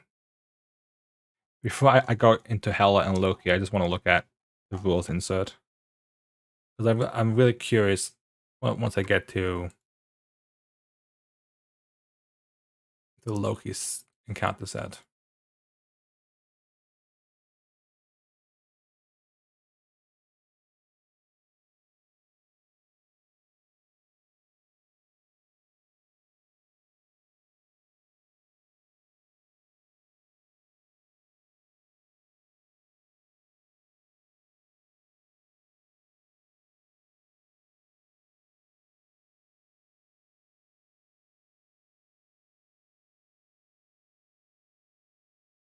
That's actually disappointing.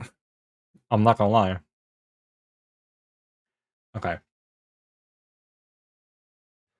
So it's based on what mode you wish to play on? So if you're playing standard, it's okay. I guess. Sure. That's for the Loki discussion. We'll get there. I guess part of me is questioning, and I really want to see what they say about it.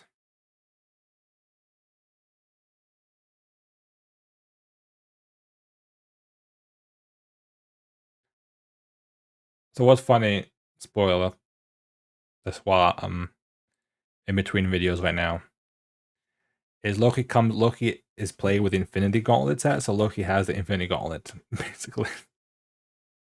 So, which is kind of funny. It's actually kind of pretty cool.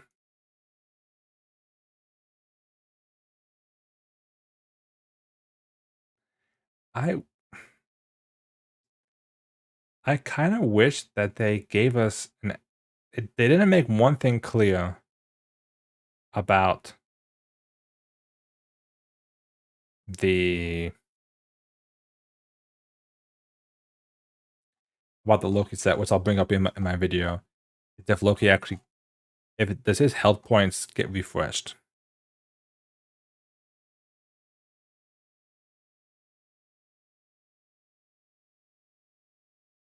I'm assuming he does.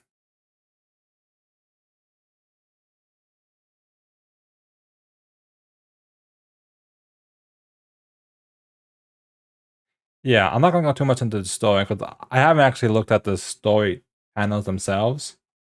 I looked at one that kind of spoiled it a bit, but I don't really know where Hela comes into play. I mean, based on Hela's encounter, which you'll see momentarily, you can see with Hela's encounter is kind of cool, but Loki's is just kind of, I don't know how to describe Loki's encounters. It's Loki. Wait, is there no Loki too? Oh, interesting. There isn't actually. Okay.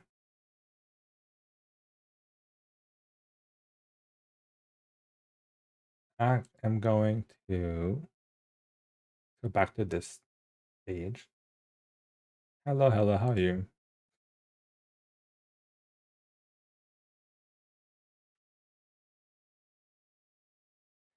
I am a bit like, in a way, I can understand why they wanted to like possibly put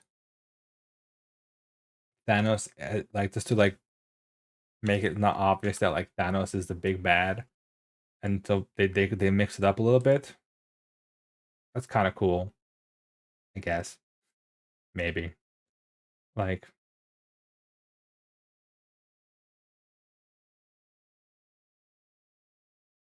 end of the day, it's.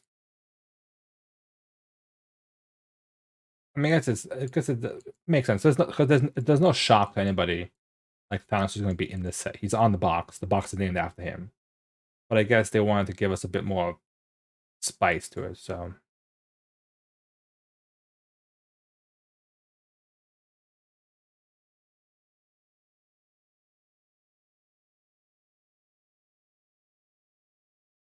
I'm gonna have to do some editing first for Hela, because Hela is a bit of what we like to call a side scheme. Oh god, everything's going to pieces.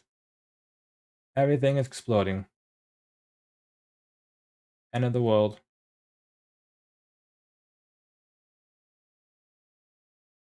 Also, just in case anybody, I'll say this one spoiler in case anybody's not seen it. They did make a reference to Swarmer in this game, which is kind of funny.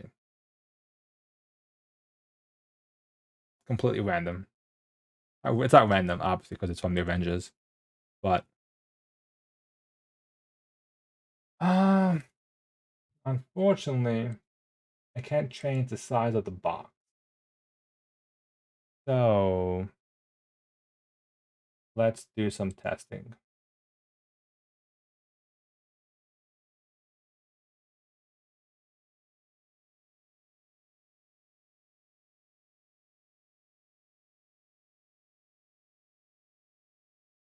If I was to rotate this,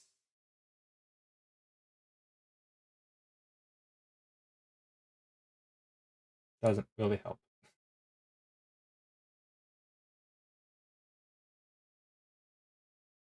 We'll leave it like that. It's fine. You can take my word for it.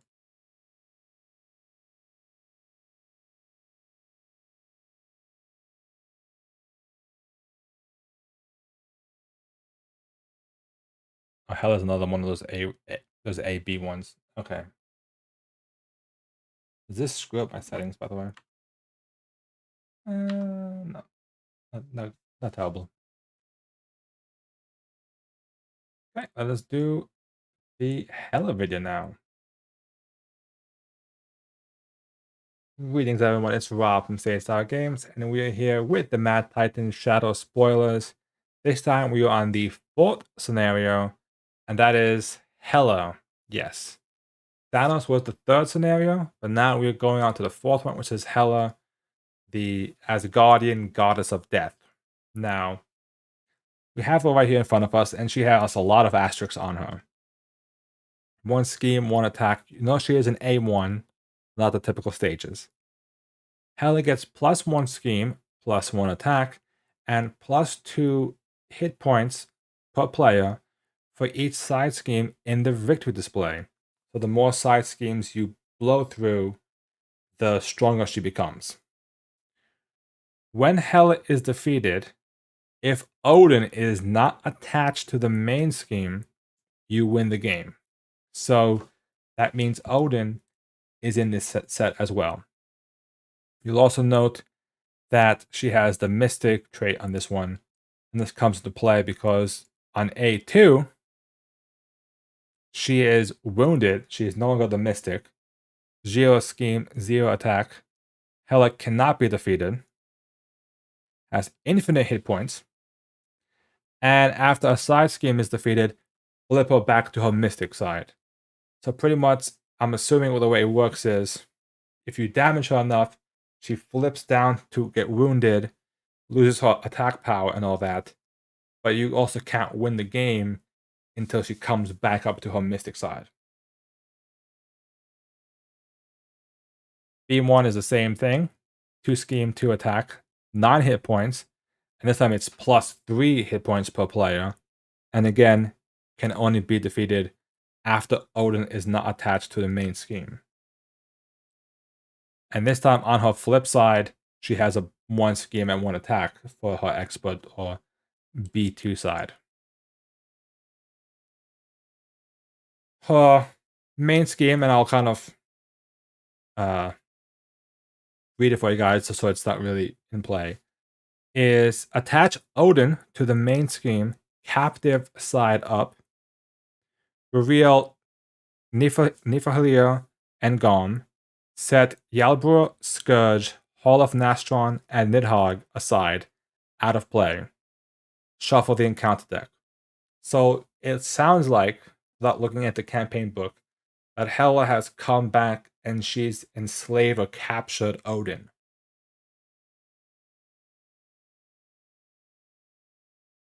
So main scheme comes into play with 1 per player, +1 per player, 18 threat per player to finish it.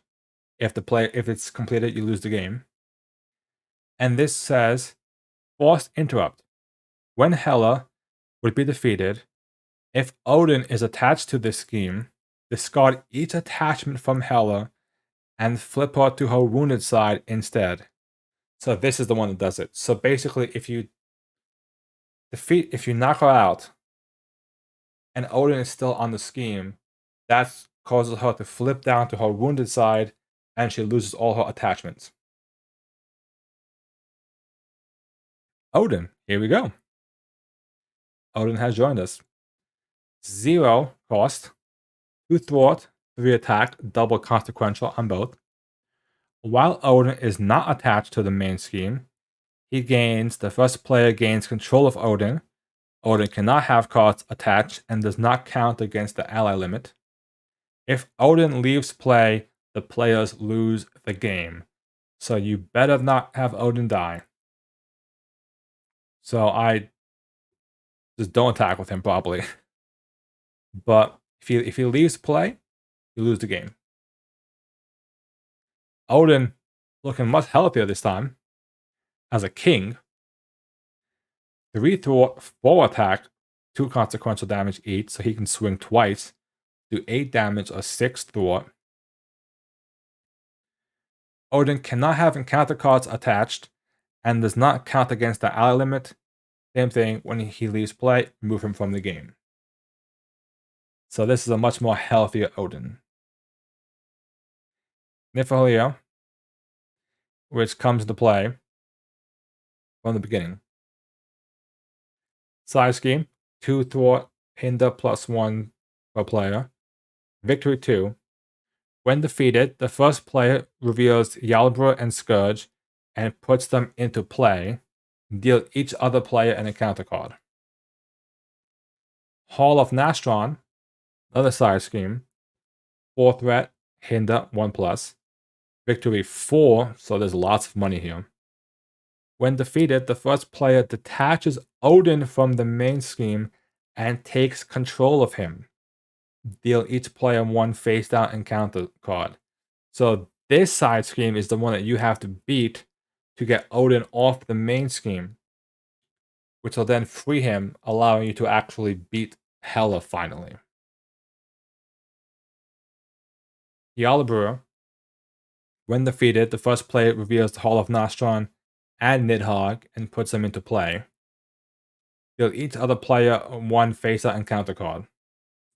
3 scheme, again, hinder +1 per player. So let's hop back for a second before we go any further. Because on Hela's setup card,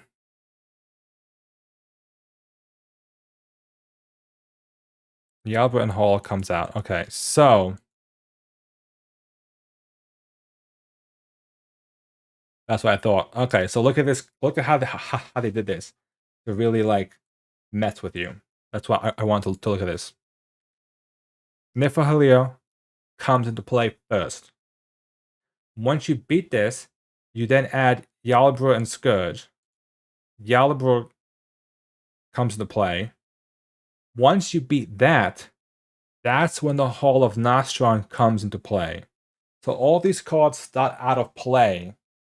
And once you beat the first game, then the second one comes in. Then the third one, the one that you actually have to defeat to rescue Odin. So it's almost like you're making your way through. You know, you're starting out over here in Niflheim. Then you're making your way over here to Yalbru, and then going to the halls of Nastron. Now remember, each side scheme that you defeat makes Hela stronger. You get the +1 for each one. So at stage 3, when you defeat this last side scheme, the Hall of Nastron, she's a +3 on her scheme, +3 on her attack, and up to 6 or 9 hit points per player on her to make her even beefier. Well, that's clever. That's a very clever way of dealing with these side schemes. I didn't realize that prior to going through this, that it was set up in a particular way. Gorm does come into play automatically. 1 scheme, 2 attack, toughness, victory 2, 4 health per player. Gorm engages the first player. So does that mean? I guess that does mean he starts with the first player. Threat cannot be removed from Niflheim. So you have to defeat Gorm before you can even remove threat from the first scheme. Scourge. Now Scourge comes in with the second one. 1 scheme, 3 attack, 5 health per player, toughness, victory 3. Scourge enters, engages the first player. Scourge's attacks gain piercing, and threat cannot be removed from Yalbra. So similar to the dog. So the dog stops it from the first scheme. Scourge stops it from the second scheme.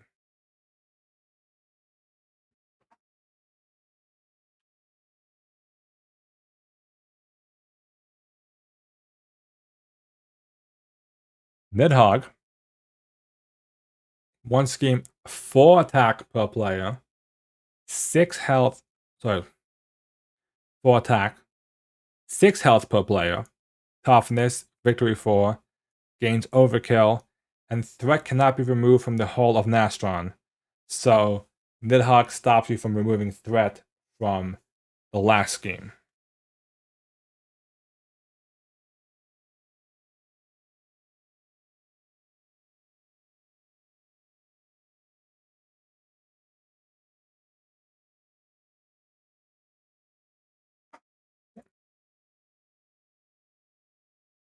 Night Sword, attached to Hela, Hela's attacks gain piercing, +1 attack.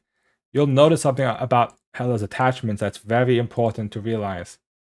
What's missing from her attachment that isn't there? I'll give you a second.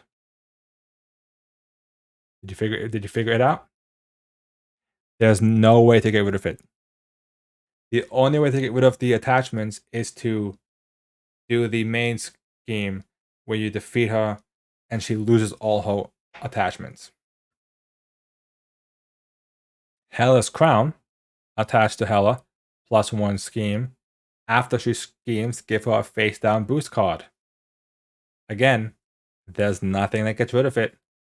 So you have to do that forced interrupt that causes her to lose all her attachments if you want to actually get rid of them. Hela's cloak. Hela gains Stalwart. So she gains a +1 scheme, +1 attack. As Stalwart has a boost card and has piercing from her different attachments.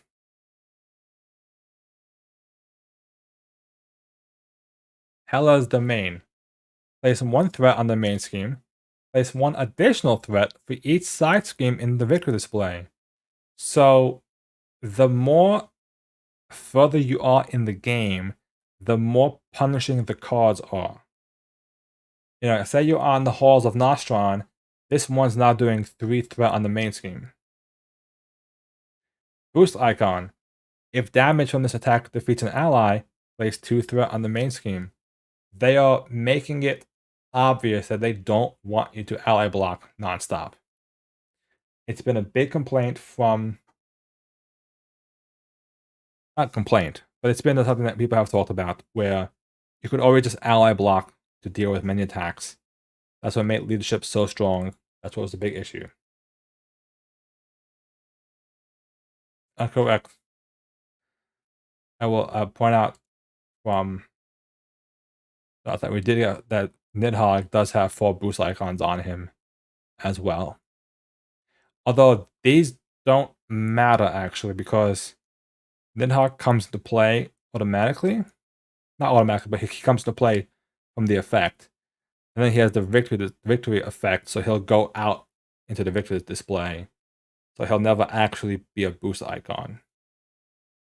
I don't know why they gave him boost cards. That's strange. But it is true. Second card that has 4 icons, that's a good catch.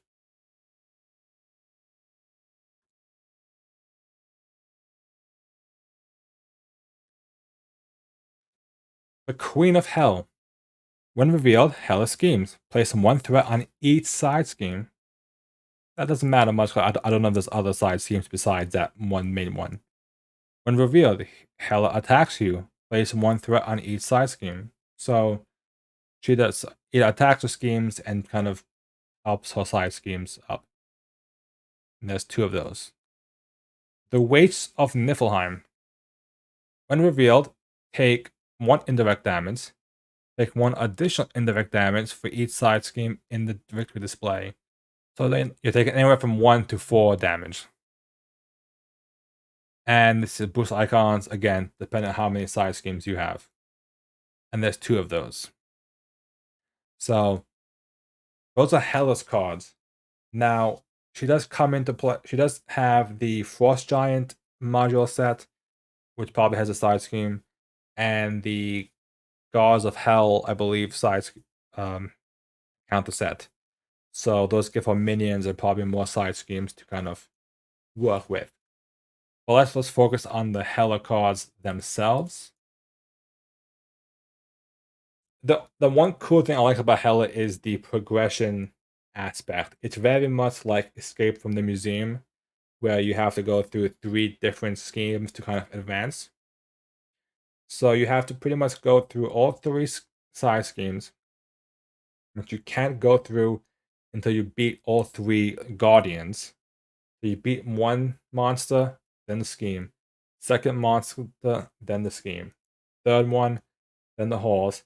That frees Odin out.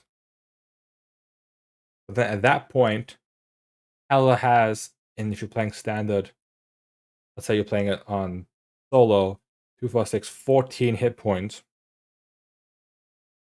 on her Sage. You must then go through that with Odin out, and then you can win the game.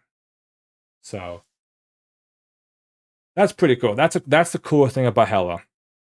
The actual cards themselves, nothing really mind blowing in my opinion. But the whole way of progressing through the different stages of kind of like advancing through the underworld is really cool. That's probably the best part. So with that, I'm going to ask you guys, as always, to subscribe to the channel, like it. If you are enjoying the videos, let me know what you think about Hela down below. And we are going on to the last scenario, Loki himself, the final encounter for the Mad Titan Shadow Box. Stay tuned. Oop. Okay.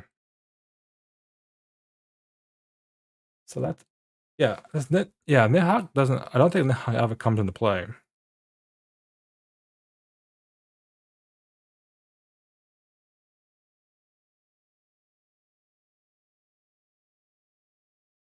Yeah, and like Hela does have some cool aspects to her, I must say. And I think,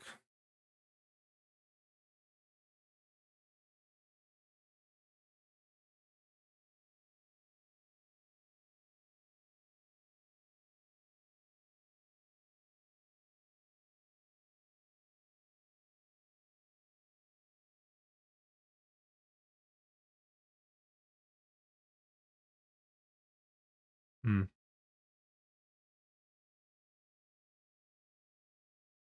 I think that they're finally starting to get more creative with their scenarios. Like I feel like Red Skull kind of, you know, weighted the waters a little bit. You had Galaxy's Most Wanted, where they kind of just tried to raise all the numbers to 11 and see what happens. But even then, they played around. You had Nebula, you had Collectors. Those were interesting scenarios. This one, I feel like the difficulty isn't in the numbers, it's more in the scenarios themselves, which is what we kind of wanted. And I think that's kind of, I think that's which is actually clever of them. The issue with, I mean, and I've made a video about it, like, I don't think the issue with the Galaxy's Most Wanted was it was too hard. It was too hard for the wrong reasons. Like, I don't know, like some people may remember, I don't know, when I was writing out Ronin, like that was literally hell. I don't know how many weeks, because I would do it just on stream, and that was the first time of me playing Champions that I ever was like, I hate this game. Like I was like, this, I am literally about to throw my tabletop, flip the table. Like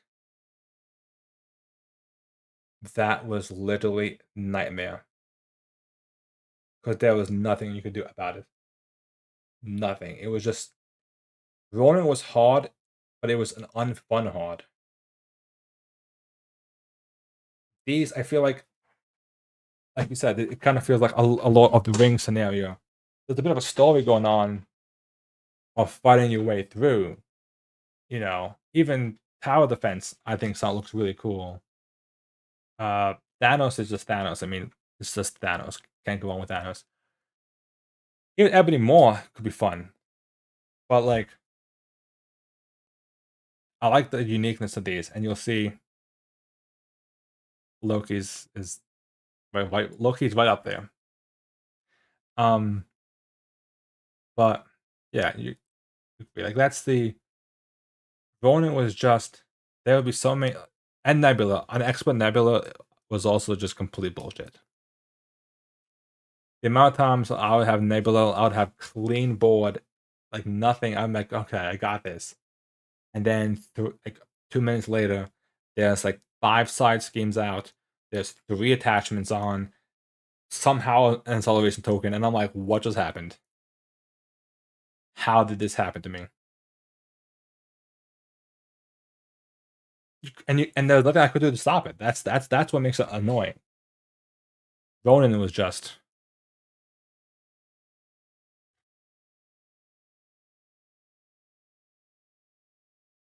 not fun. Anyway, the plan is gonna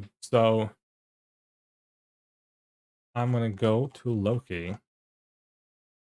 Let's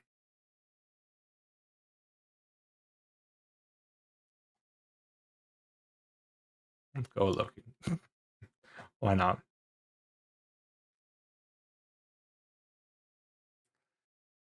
With his full-on helmet, full-on Infinity Gauntlet, the villain himself. I'm gonna take a quick bio break before we hop into Loki's discussion.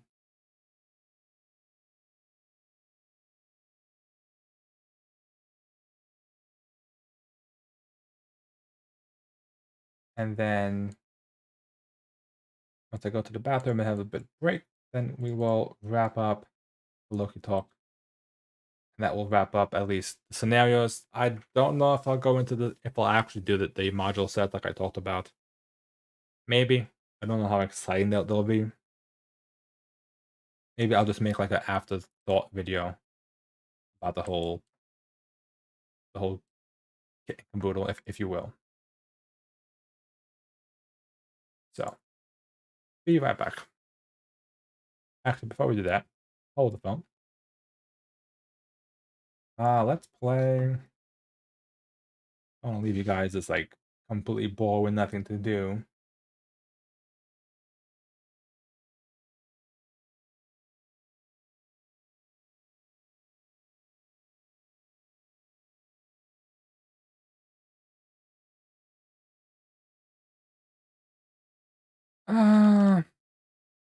Oh, sure. I was going to Spotify.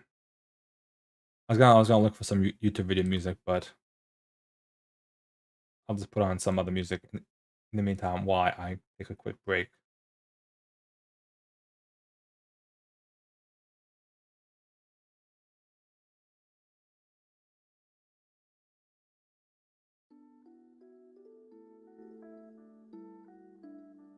Some lo-fi music for you guys to chill on this Thursday evening. You're hanging out with some Marvel talk.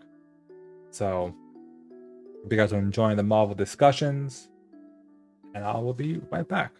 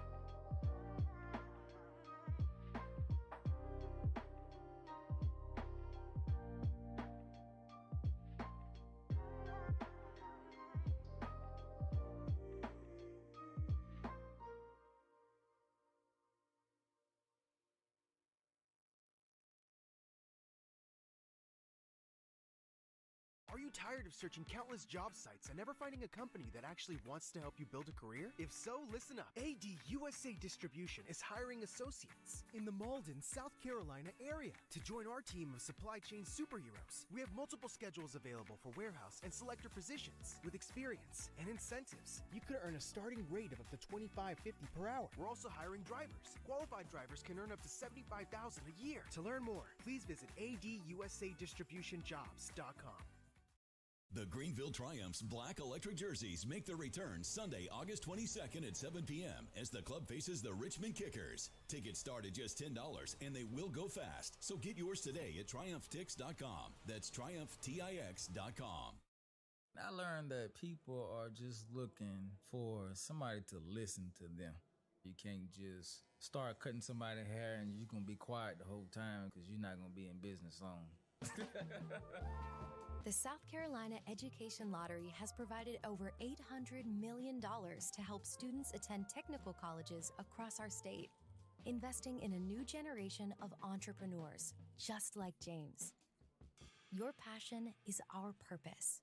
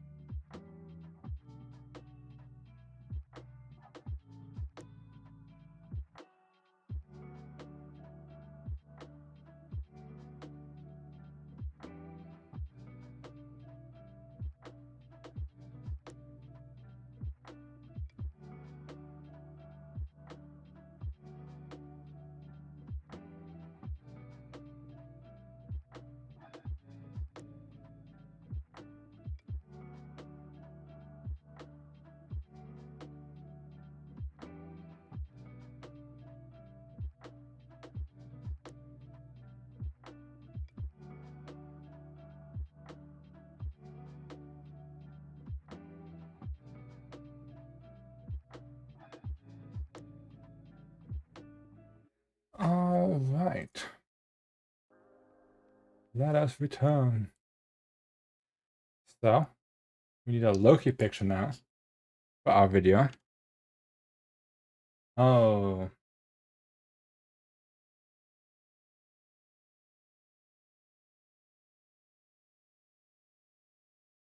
I feel like...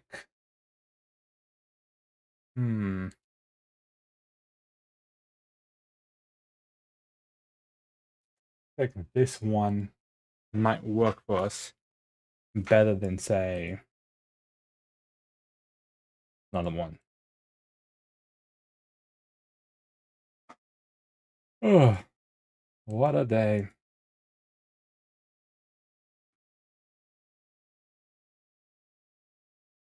So much Marvel content, so little time.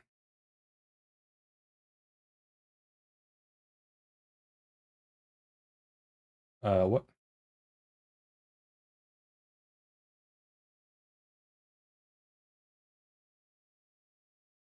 I hate when it does this.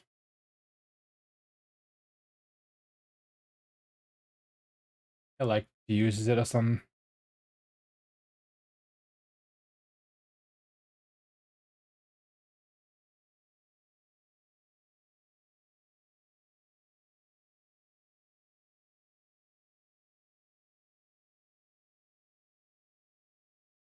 I don't know what's going on. We'll try betting it a bit of a different way. Oh, I see the issue. Is the picture's tiny as hell.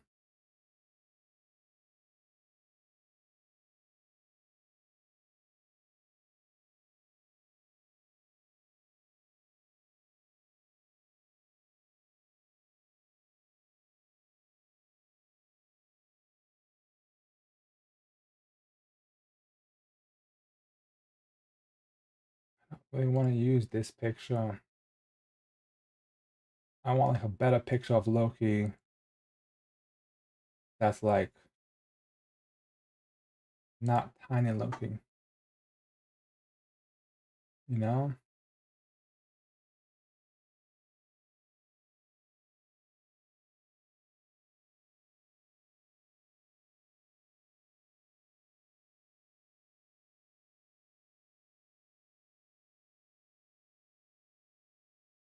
I'll have to use it. Unless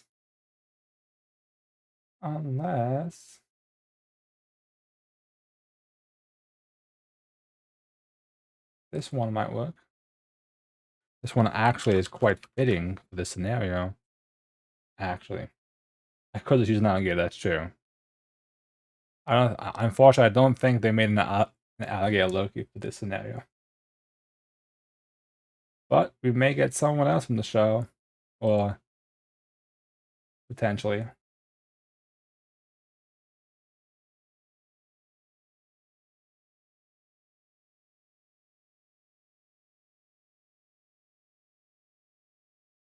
What is going on with this thing?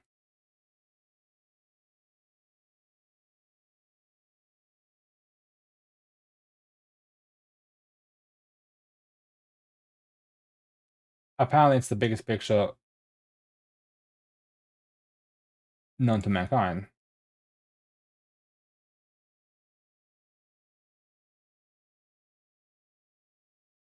There you go. It's fitting. Loki with the Infinity Gauntlet. Perfect. What's up, Joel? How are you doing? You're just in time for the last of our little spoiler videos / recordings. We've been going through Thanos, we've been going through Hela, and now we are up to the final Loki himself.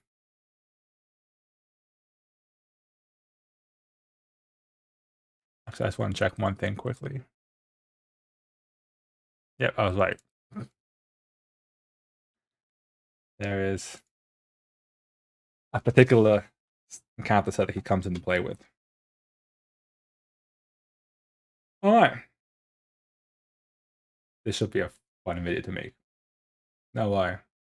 These are the videos that are going up on YouTube. I decided to record Thanos, Hela, and Loki live on stream. Just may as well. I know it does. It's weird. I think it's like I think we were discussing about on YouTube that it looks like it's been a US delay because I think UK is still getting it on time. I think, and some others it might be, but I think it's a US delay. But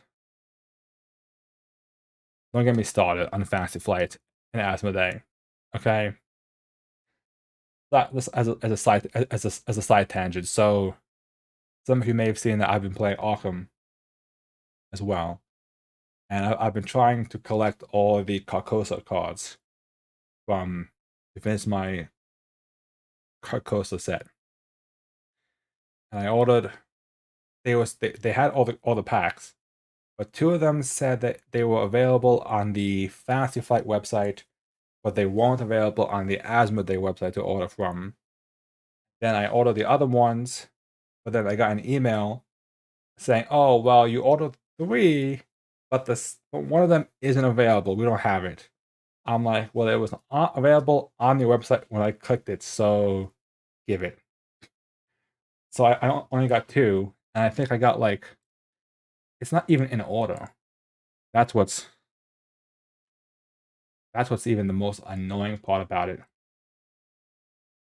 Let me see. Hold on.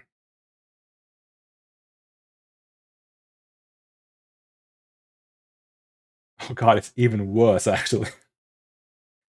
So I have the first pack, the fourth pack, and the sixth pack. They actually refunded me the fifth one. So the 2 packs that I actually got for my order aren't even sequential. God. I can't with them sometimes. I really can't. Really can. I know. I'm just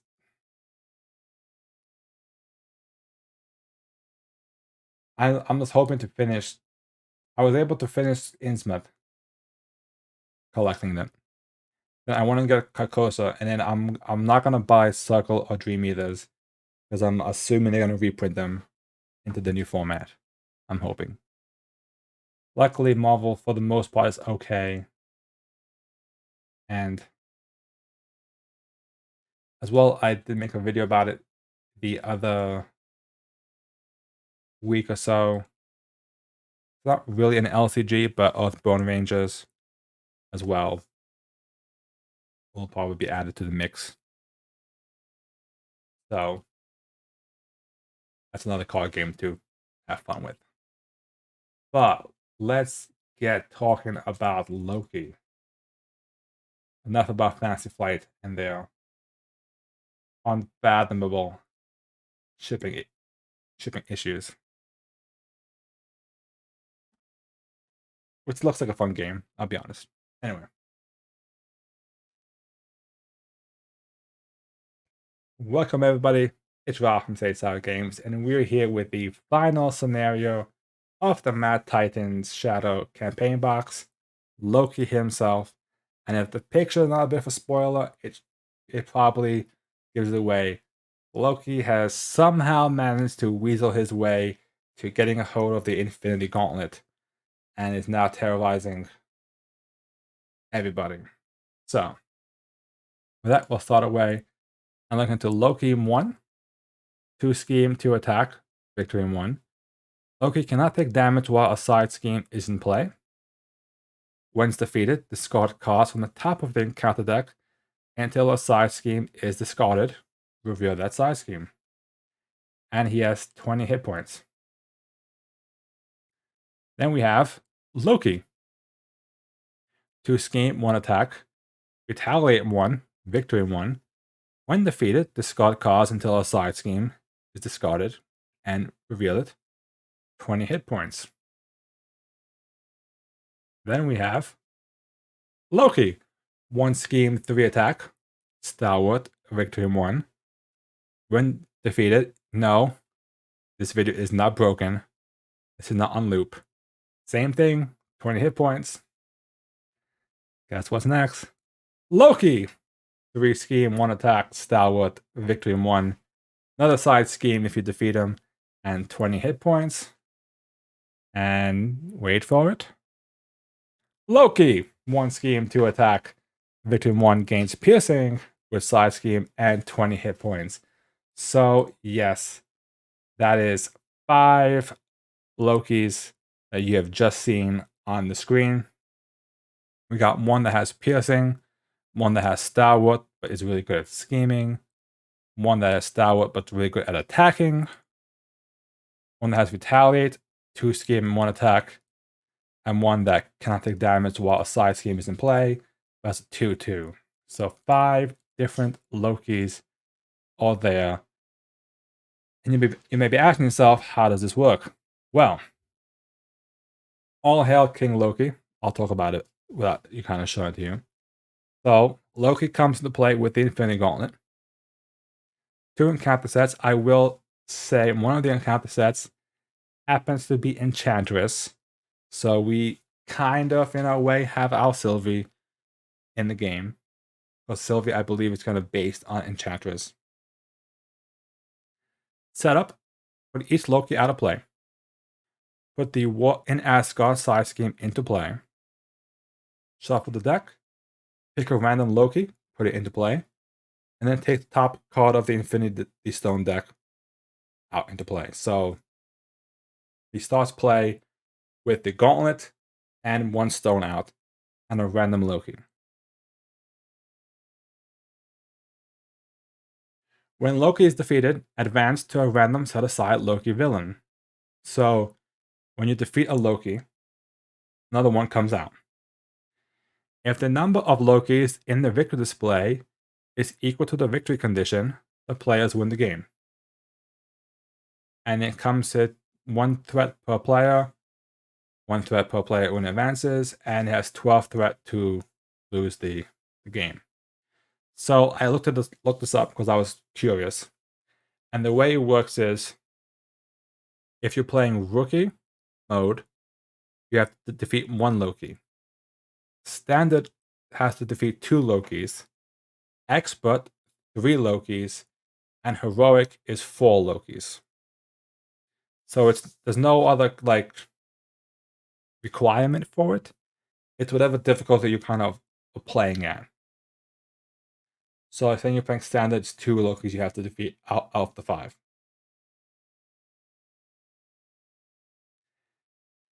The Casket of Ancient Winters. Hinder 1 per player for threat. When defeated, reveal the top card of the Infinity Stone deck, so an Infinity Stone comes out. Swap Loki with a random set-aside Loki villain. So you may guess, because it's Loki, that the Lokis are going to be swapping out. So here's my question for Fantasy Flight. I don't think they've actually clarified. They have said that when Loki swaps out, any attachments kind of stay, like transfer over. If he's stunned, it transfers over, unless it happens to be one of the Lokis that have Stalwart comes into play. My question is hit points. Does his hit points reset every time he swaps? I'm gonna guess yes, because I think that's probably what's supposed to make the scenario hard. I'm guessing that Loki's being super weaselly, and by him swapping out different like clones of himself, it's harder to do that. If the hit points do stay the same, then 20 hit points per player is still a lot of hit points. But I guess it's kind of, depending on what else is in his set, it may be less, I don't know, less cool in my opinion. Hit points do stay the same? Have they confirmed that hit points stay the same? I feel like that could have really been, I feel like if they didn't do that, it would have made a really like intense encounter. I guess it would have been really lame. Yeah, because that works to be kind of tough. 20 hit points is still a lot. It's 40 hit points you have to beat through.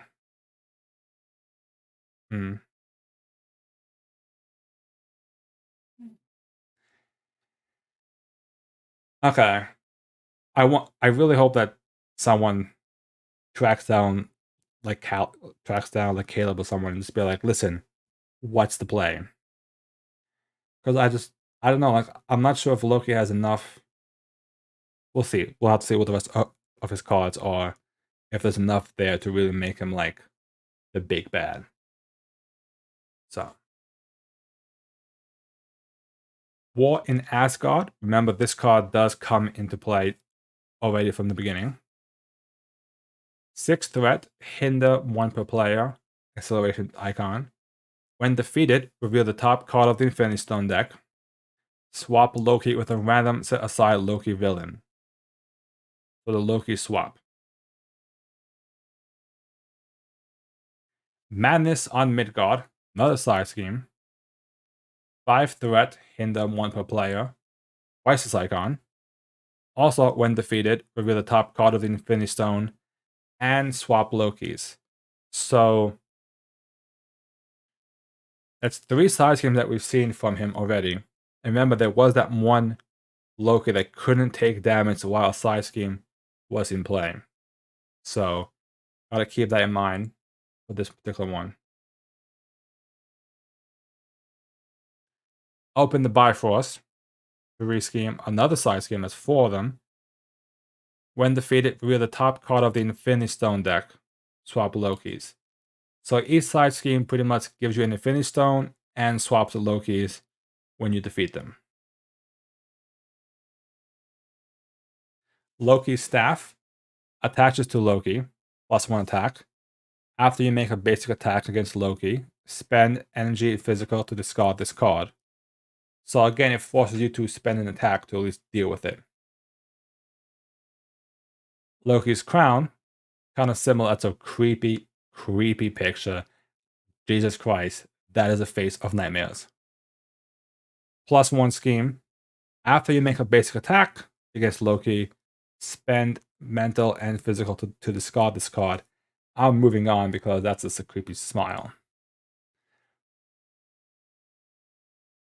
Attached to Loki, Loki's Cape. After Loki is swapped with a set aside Loki villain, give him a tough status card. After you make a basic attack, spend energy and mental to discard this card. Those are his 3 attachments to give him.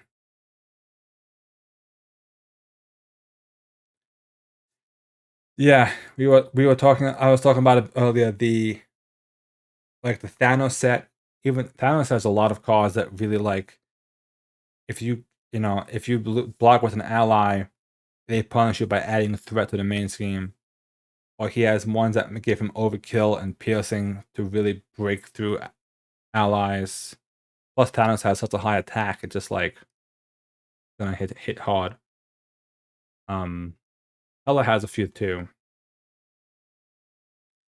and it's gonna really. There's a lot of stuff you have to really punish, like especially like Star Wars in quite a few of these to really make it hard for you to stun people, which is good. They had to do something to deal with the ally spam.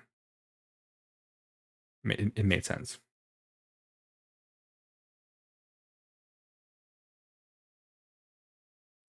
Masters of Illusions, attached to Loki. When Loki would take damage from an attack, discard the top card of the encounter deck. If that card is a treachery, prevent all damage from this attack and discard this card. So wait a minute, I just realized. So this is interesting. Does this mean it doesn't trigger unless it actually does something? So if you discard the top card of the deck and it isn't a treachery card, your attack still hits whatever damage it was, but Massive Illusions is still in play. It's only when a treachery card flips up that it prevents the damage and then gets discarded. So that kind of makes it where you have to play the guessing game on, normally you would attack with like a 1 attack minion. Then that would mean that you would have to that 1 attack could pop Massive Illusions, or it might not, and then you have to use your big attack and hope you don't hit the treachery card for it. So that's an interesting way to really use the illusion card.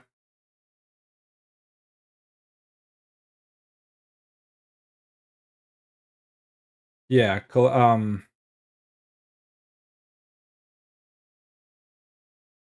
yeah, collect a hella. Wrecking Crew also has no stage number either. Who else doesn't have one?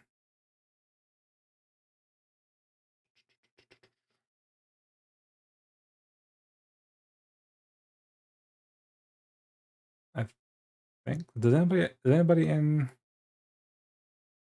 Yeah. I think I got into that after I started playing with. I forget what leadership card that was. Like that Inspiring Presence. The one that gives you draws a card and stuff.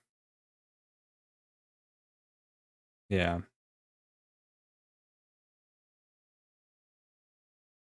Or it may have been. The villain has no stage number. Yeah, that it sounds familiar. Where was that from? That was from.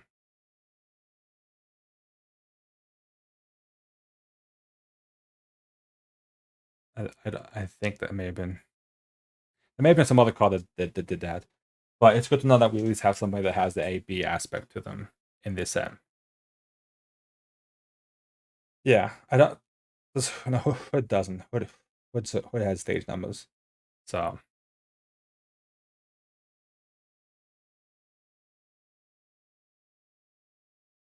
devious sorcery. When revealed, alter ego, you are stunned. If you're already stunned, place 2 threat on the main scheme. When revealed in hero form, you are stunned. If you're already stunned, take 2 damage. So you're stunned either way, but either you take 2 threat or 2 damage. And there's 2 copies of that. Infinite Mischief. Shuffle the Infinity Stone deck back into the deck and reveal the top card. Boost. Discard the top card of the Infinity Stone deck. Applies boost icons. So this resets his Infinity Stone deck. And remember, we've talked about this when we did the Thanos discussion, that the Time Stone has 4 boost icons. I believe there's 2 of them that have 3 boost icons. So you have 2 plus 3s, a plus 4, and I think 2 plus 2s and a plus 1. So potential to do plus 4 damage as a boost icon. I got 2 of those. The Trickster. When revealed, swap Lokis. Loki activates against you. Give Loki an additional boost card and a tough status card as a boost card. And we have 1, 2, 3 of those. So there's a lot of cards in Loki's set that flips Loki's around. So, which is interesting because, and then you have side schemes that come out to play when you defeat any Lokis. So I think that my initial guess probably, and I know we discussed a bit, that maybe the hit points do stay the same because there's a lot of swapping going on.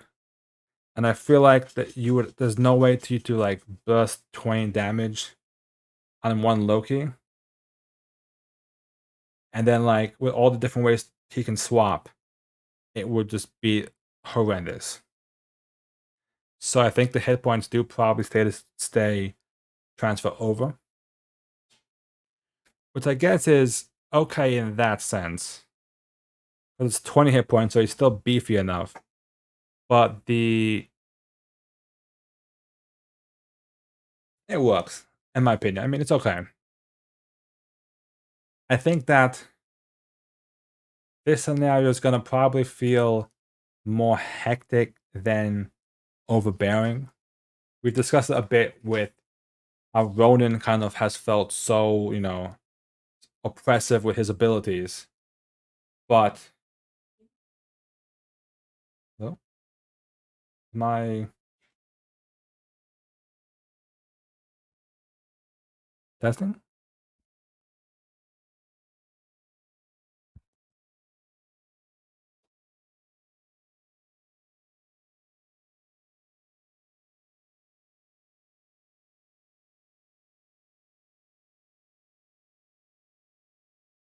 Testing? Is this my mic working?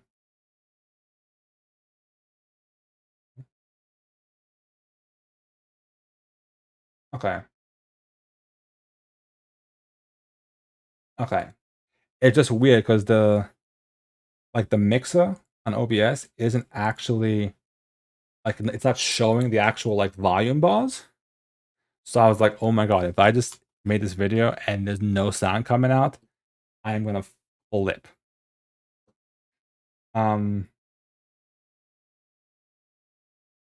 So all right, I'm hoping it worked. Okay, so I'll go back to my thought process.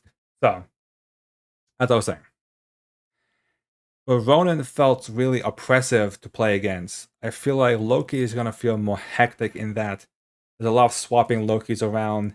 The side schemes kind of become a bit of a nuisance, and they also force you to swap Lokis. Now, looking at the Lokis themselves, like this one's pretty standard 2/2, but a side scheme means that he can't take damage. This one is a bit annoying because he has 2 scheme and a retaliate. This one's probably one of the toughest ones. Stalwart and 3 attack. 3 scheme and Stalwart. This is probably the worst one because you don't want him to scheme out the game. This one gains piercing. So probably this one's probably the worst one, really. Or this one for the offensive damage. But I think it's a fun scenario. I think it will be interesting to see how they play it. I'm not sure if there's campaign cards, kind of like how we had the Badoon Headhunter in Galaxy's Most Wanted, that kind of like as you played through, it got tougher. We do have the Enchantress and Frost Giant set, so there's going to be tons of minions to have to deal with on top of that. And Enchantress, of course, are going to be doing mind control stuff that'll probably mess with your allies as well. So, that being said, this is the final scenario for Mad Titan's Shadow. What do you guys think about Loki? Do you think it's worth being the final scenario? Is it, is it worth having the curveball of having Loki and Hela after Thanos? Or would it have been better to have Thanos as the last encounter? Let me know. And as always, be sure to subscribe to the YouTube channel. And thank you guys for watching these videos. I'm going to hope. I'm just going to... Just for my own sanity. Welcome, everybody. Okay. From Sage Sour Games. Cool.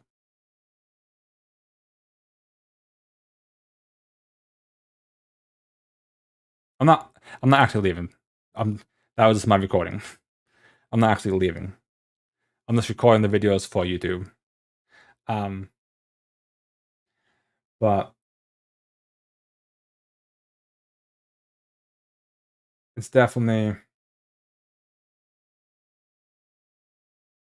Yeah, I feel like Loki's fun. I just don't know. How about let's do some examination.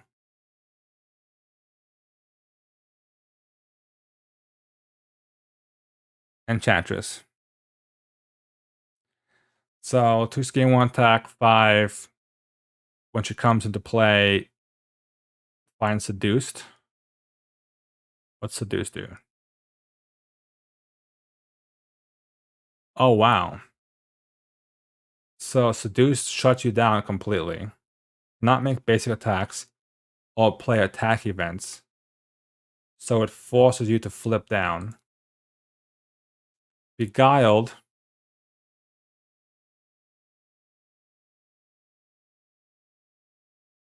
takes control of the highest cost ally. The text box is blank.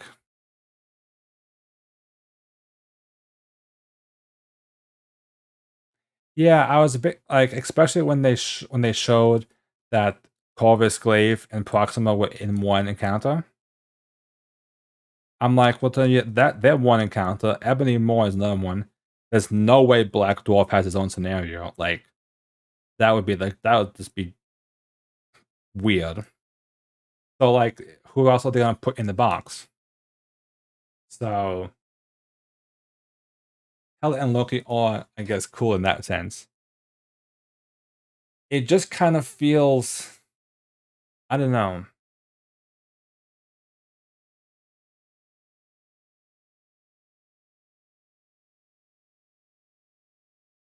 It just feels weird. Like I kind of feel like both, like, Rise of the Red Skull was like ramping up towards this battle against Red Skull.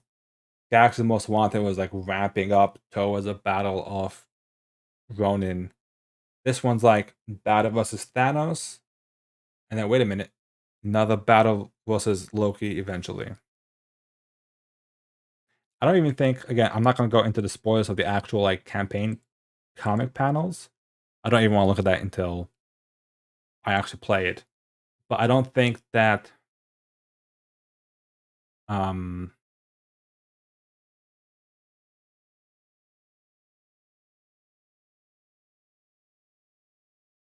Yeah. Which is kind of I mean, but it's just strange because it's also annoying as well because they keep doing this where they keep adding villains or like nemesis minions. So not that so that means shadows like surges and stuff, more frost giants. But I guess Thor didn't really have enough. I mean, Hela and Loki. I guess they could have brought in some more Dark Elves, maybe. I don't know. But it is a bit of a weird turn. And again, like I said, I don't want to look at the.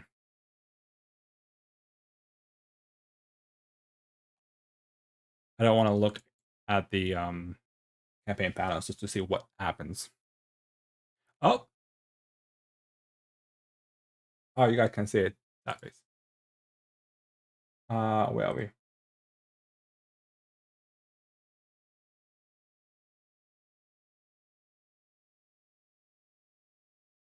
We have another card that has 4 boost icons. Laufey has 4 boost icons on him as well. The King of Jotunheim and Loki's father. 4 attack, stun, toughness, 6 health, and 4 boost icons. That's scary. I think that's the same. Is that the same? Hold on. Just because I'm gonna go crazy myself. I'm pretty sure that's the same art from Thor's Nemesis. Is it not?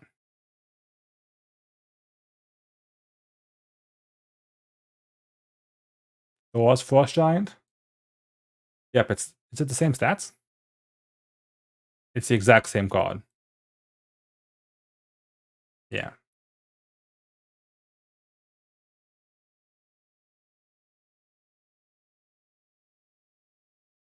Cold never bothered me. Oh, I just realized the name of the card is Frozen. And it says the cold never bothered me. God damn.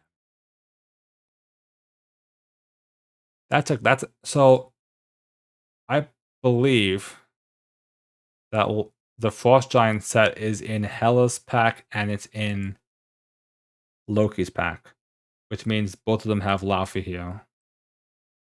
And he's not a victory card either, so that means he's 6. That means he can flip as a 4 boost. So that's pretty scary. And that, as they say, is that. That is the encounters for Mad Titan Shadow. It definitely looks interesting. I think that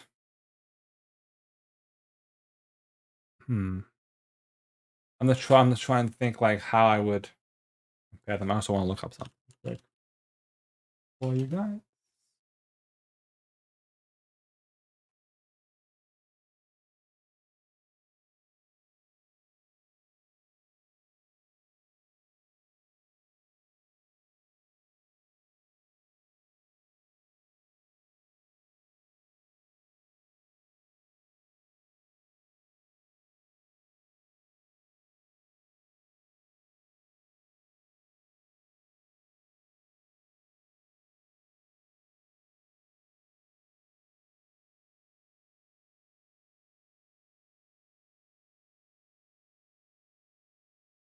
Oh no, that's just. I was very curious to see like if he would like be working on adding the Mad Titans cards to the tabletop mod. So for my initial look at everything, I would say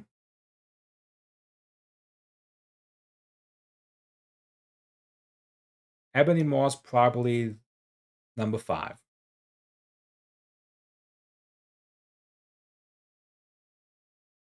Then I would probably put. I'll probably do Ebony Maw number 5. Proxima Midnight Corvus Glaive number 4. Then maybe Hela number 3, Loki number 2, and then Thanos number 1 in terms of like difficulty. I feel like Thanos might still be tougher because Thanos is just gonna keep hitting hard, and you can't stop it from hitting hard. Loki just feels a lot more hectic.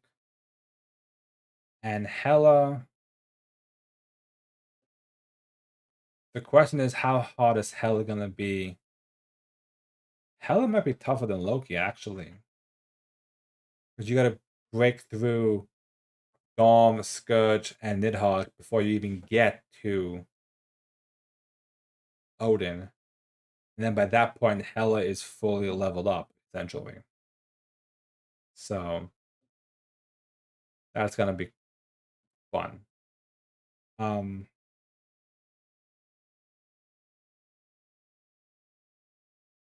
But I think let's see what other cards have we not looked at. If anybody has not seen, we have a new Cosmo. Which is 2 attack, 2 thwart. Just comes into play. Save the Swarmer place. Black Swan. I don't know who Black Swan is. It's not a Black Order member. This looks to be another, probably like the Badoon Headhunter type card. Swarmers here. Looks good. That's just crazy. That also means you could technically use it as a 3 cost of anything. It's not specific.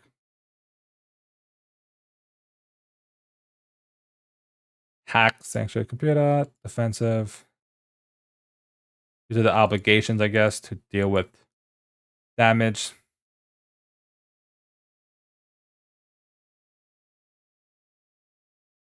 So this is interesting. Find the Norn Stones. As a campaign side scheme, threat cannot be removed unless Hela has the wounded condition. When defeated, each player puts a copy of the Norn Stone upgrade into play under their control. Flip this card over to retrieve Odin's armor. You rescue Odin, but Hela still holds his armor.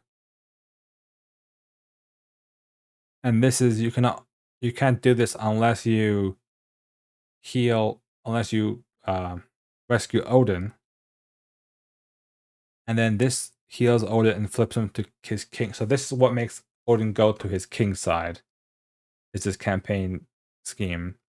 Now what's interesting about this is it says this is a victory side scheme. So this, by doing this, you also buff Hela at the same time. Interesting. Norn Stone. Ready your hero. +1 to all your stats. And you flip this card over. Is it the same card? It is. Exhaust Norn Stone to heal 1 damage from your identity.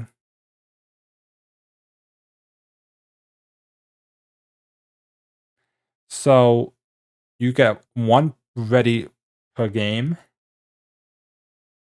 And then you get a heal from then on forward. Okay. What was that? What was that?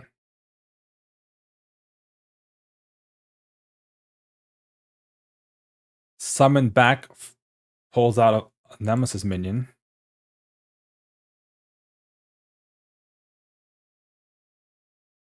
Sif and the campaign. So there's some campaign. Joe this is here we go.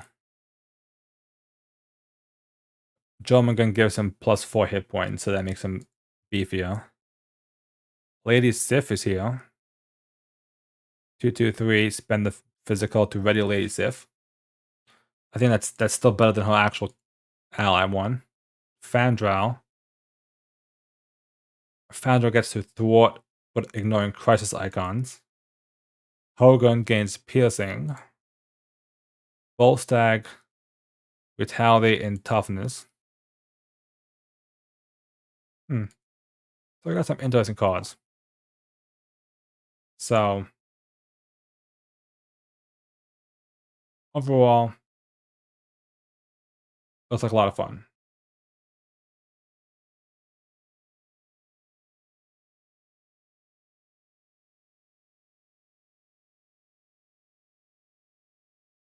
So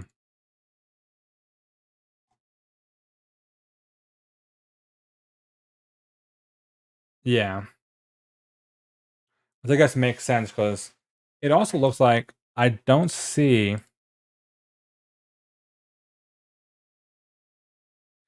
they don't have like those campaign schemes like they do on Galaxy's Most Wanted. Those like challenge schemes. Those don't seem to be here either. So that's interesting.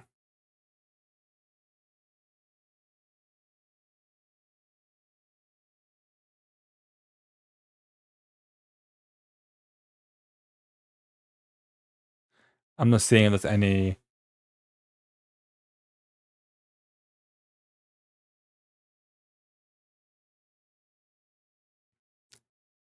That's a good point, actually.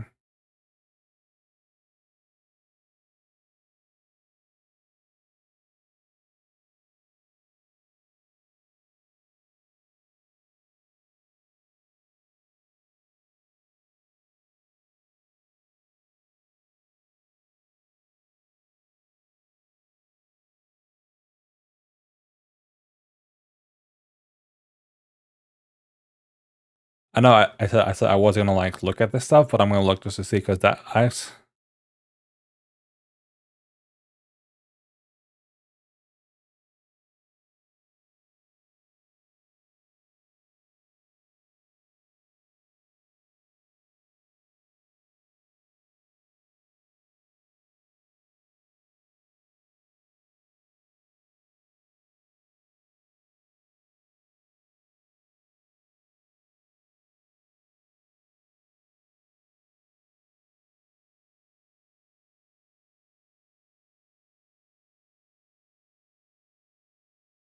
No, I mean like I'm not looking at the actual like pictures and stuff. Um, I don't. I think the victory points, to quote like whose lines anyway, the points are just made up and they don't matter. There's no market. I don't even see an upgrade. Like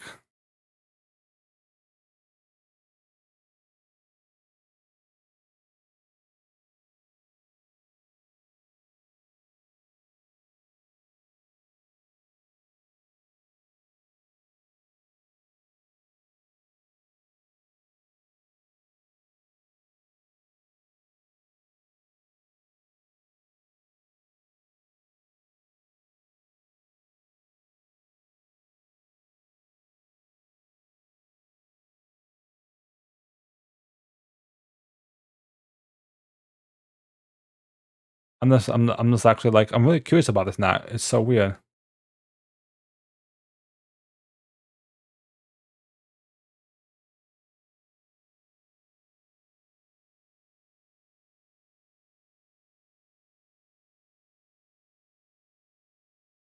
Countdown.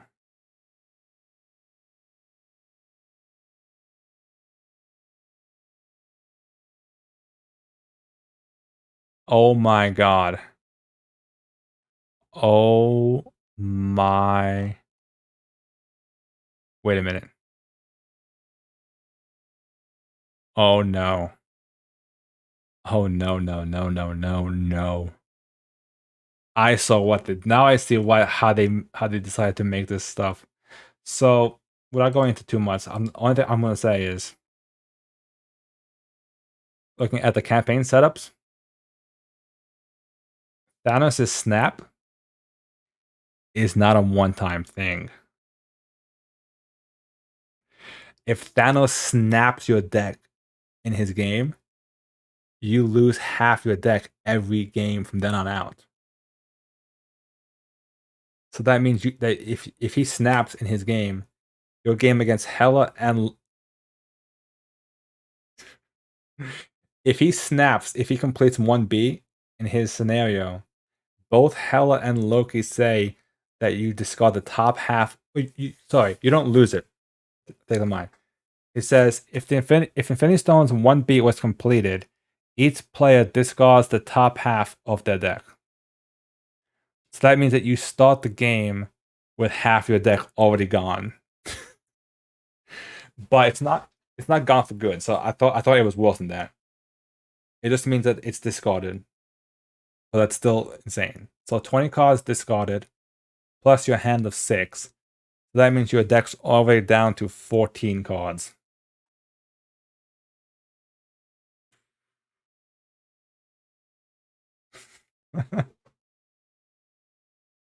That's insane.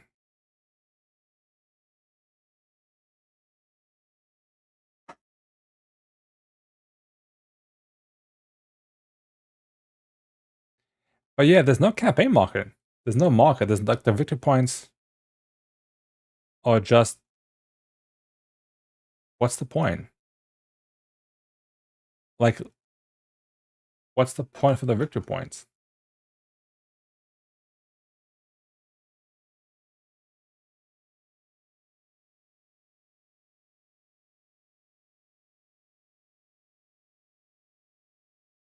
That's weird. That I'm not. That's a good question to ask. Like, I guess because then you could just make everything the same points, right?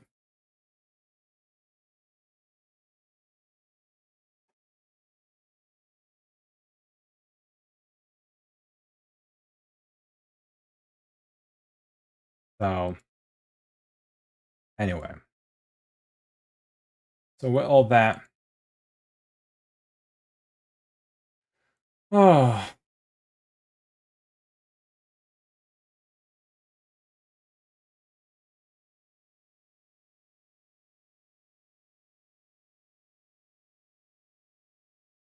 let us discuss or figure out our next plan of attack. We finished our games. I intend to.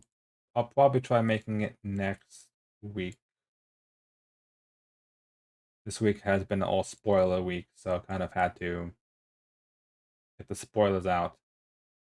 But I am planning. Yeah, I guess the victory points is just to remove it. It's just weird that they gave them like different values.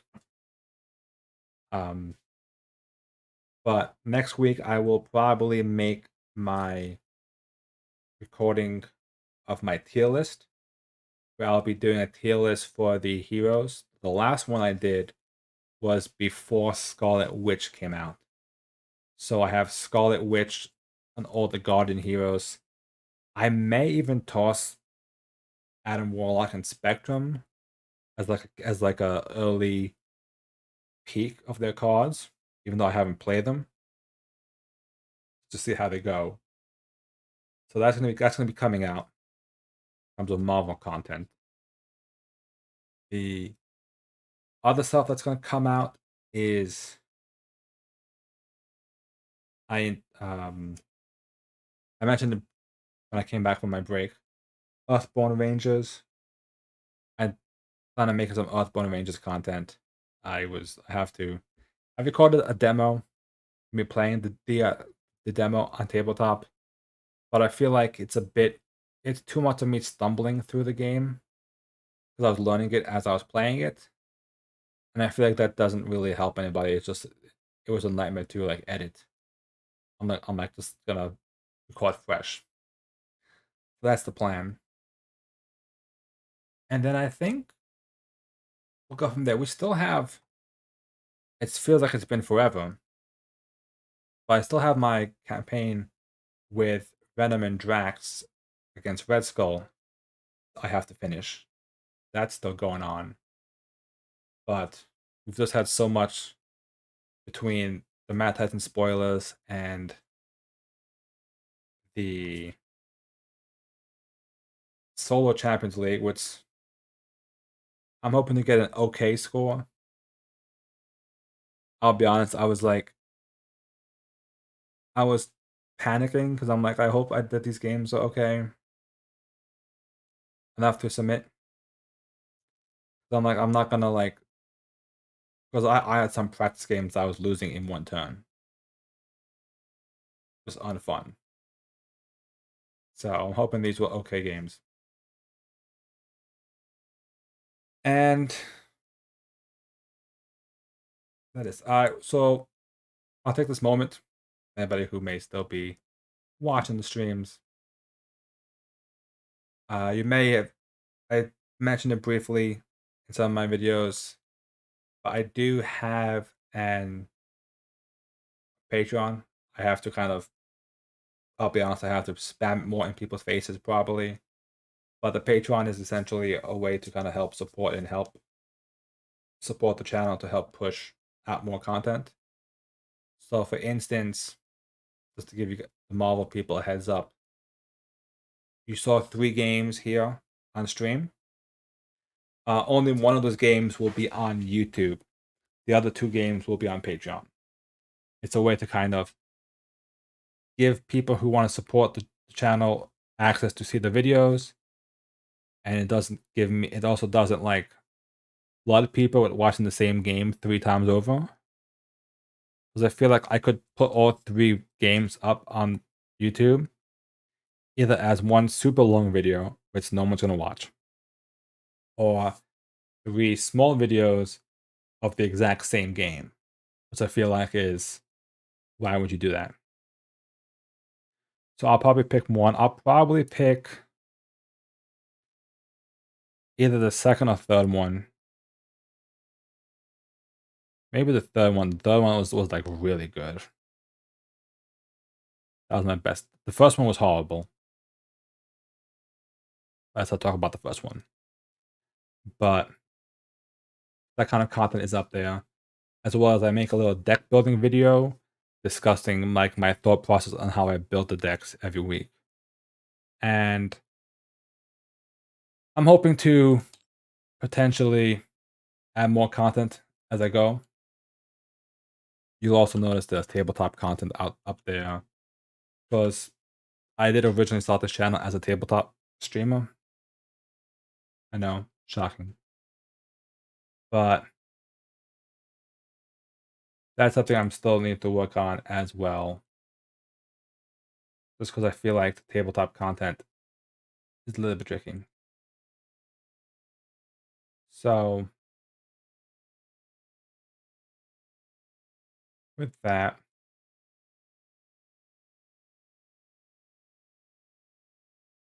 what shall we? Do I start Earthbound Rangers tonight? Hmm. Maybe not. That might be a bit.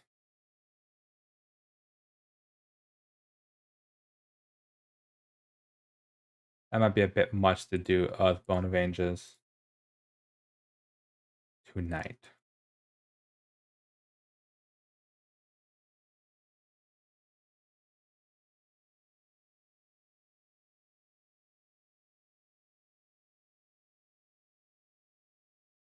Let me just answer this person.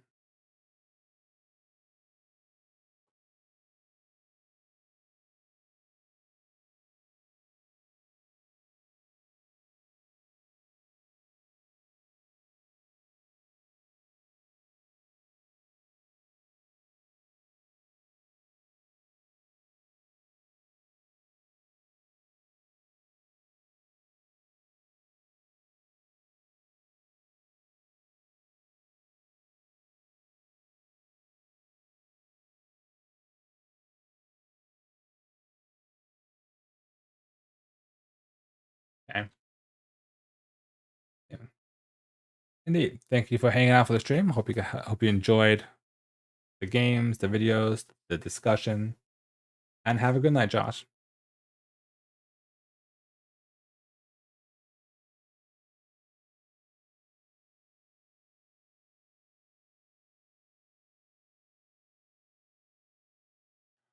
Ooh, that's what I have to do.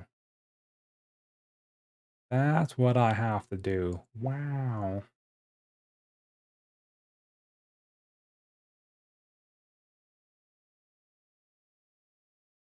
I gotta do some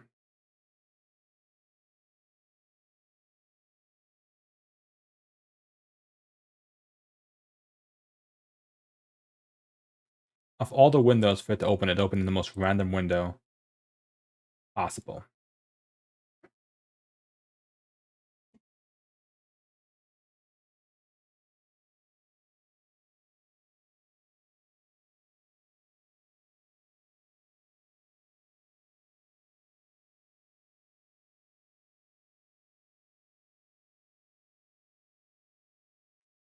I guess we could record a video on the background, yeah.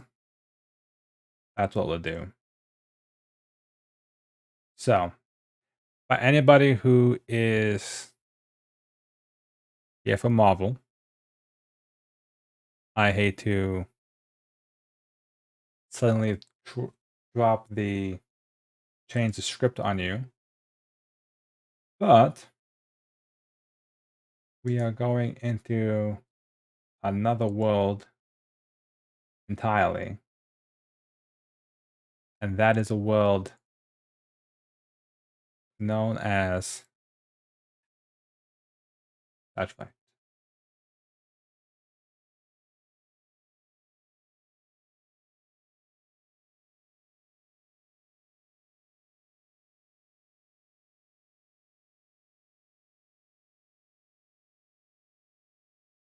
That works.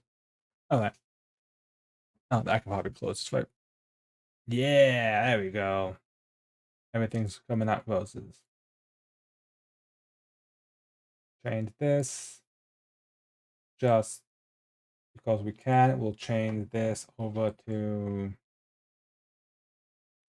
Pathfinder because we can. And we'll change the title to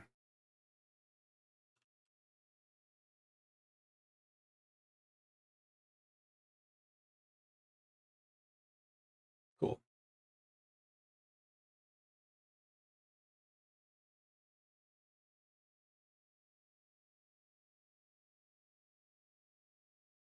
Okay.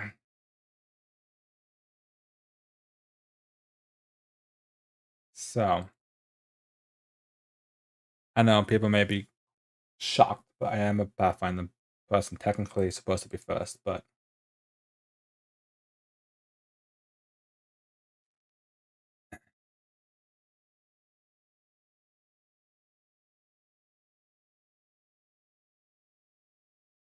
greetings, everybody. It's Rob from Sage Tower Games, and we are here with The Secrets of Magic, the latest book from Pathfinder 2nd edition, giving us a lot of magical options, 2 new classes, a bunch of more spells, and tons of stuff. So, this video is going to be taking a look at part of the Secrets of Magic book. Specifically, we are looking at the new background options for characters. So, without further ado, let's hop in and take a look. So we have the Academy Dropout. You were enrolled at a prestigious magical academy, but you've dropped out. Choose 2 ability boosts. One must be intelligence or charisma, so perfect for your wizards or your sorcerers. You're trained in Arcana and Academia lore, and you gain the Dubious Knowledge skill feat, which is a fun one because it means that when you make a knowledge check, you may gain incorrect knowledge. Astrologer. Astrologers look to the stars and signs for portents, using their position to chart courses for those living beneath them. You get intelligence or wisdom. You're trained in occultism and astrology lore, and you gain the oddity identification skill feat. So, right away, I'm a bit concerned about the astrology lore and academia lore. I feel like those are 2 really specific lore skills that I'm not sure how often they will come up in actual play. Those are very weird ones to pick. Eidolon Contact. You pretty much come into contact with an Eidolon. You get either Constitution or Charisma and a free ability boost. You're trained in your choice of Arcana, Nature, Occultism, or Religion. And the lore skill for the creature associated with your contact Eidolon.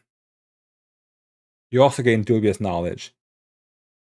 So this one's really powerful because with your Eidolon, if you say you had a dragon lore, angel lore, animal lore, the list goes on, psychopomp lore, fae lore, it's all different laws you could go with depending on what Eidolon you pick.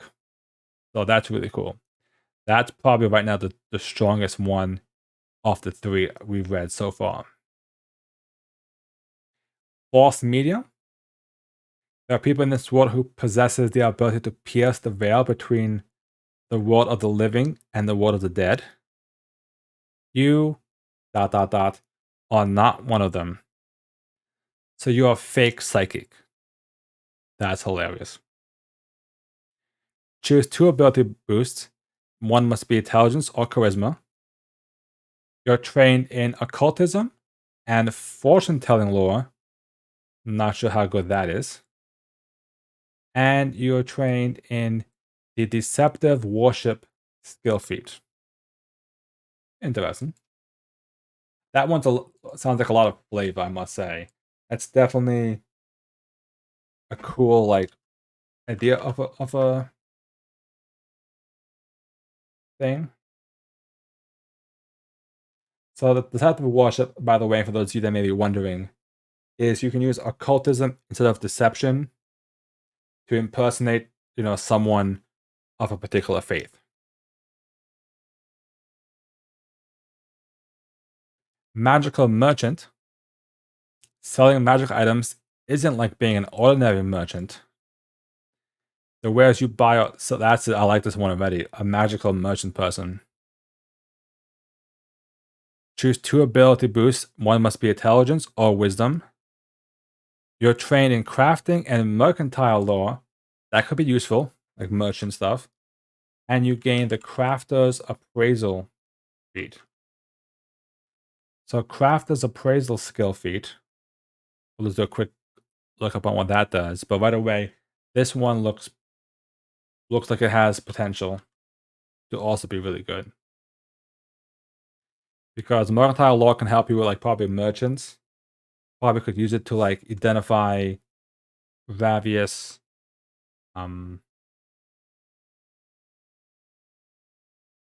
better deals, or maybe you can find a good merchant to deal with. Has more uses than say fortune telling lore, which I guess could be useful if you were playing around with the Harrow deck, possibly.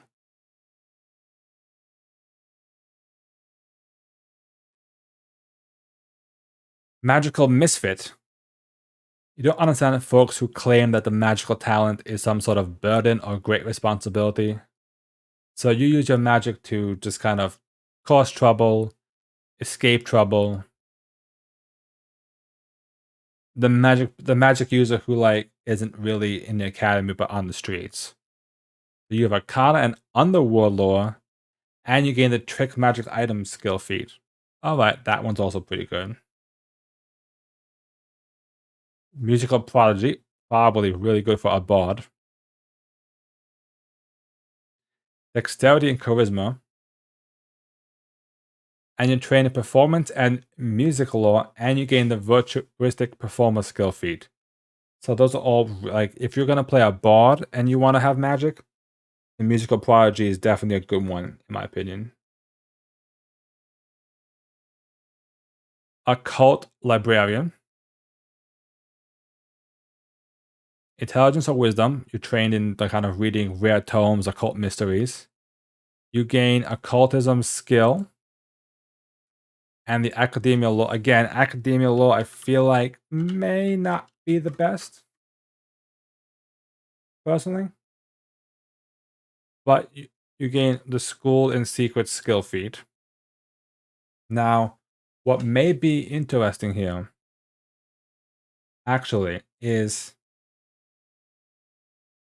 there's a lot of academia lore, which could be useful because the latest adventure path, Strength of Thousands, takes place in a school or the academy.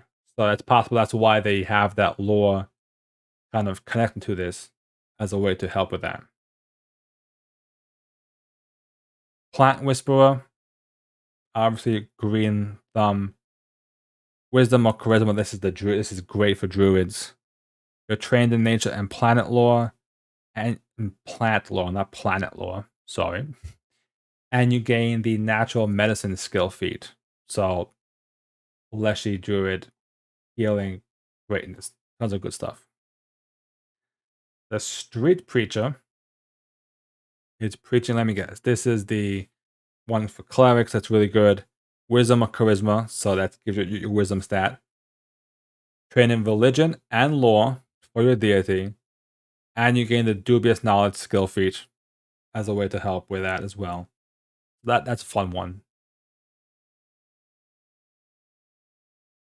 Student of Magic is Arcana, Nature, Occultism, or Religion, Intelligence, or Wisdom.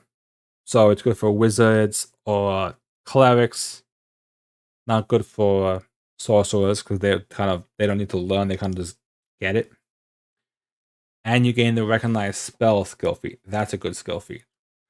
So the next page is rare magical backgrounds. Before we go to the rare ones, just looking at these initial ones, I would say Eidolon Contacts, really good. Musical Prodigy is good for bards. Plant Whisperer is good for druids. Street Preacher is good for clerics. And then I like Student of Magic. And like Magical Merchant and Magical Misfit are also good. I think that Astrologer's kind of weak. Academy Dropout's kind of weak. False Medium weak. In terms of like strength, they're a bit weak. They're cool for flavor. Lots of flavor up here, definitely. But in terms of just like strength, they're a bit weak. Rare magical backgrounds. These are the rare ones. The ones that are a bit special. Anti-magical. Magic has never worked quite right around you. Perhaps you become a magic user in spite of that, or perhaps you choose to fight magic users. Choose 2 ability boosts. One must be either Constitution or Wisdom, so Wisdom could help clerics. It could also help anybody who wants to help with their will saves. Constitution for health. You're trained in a lore skill of your choice, though it can't be about a magical subject. Whenever you would be affected by magic, even your own magic, they must make a DC 3 flat check.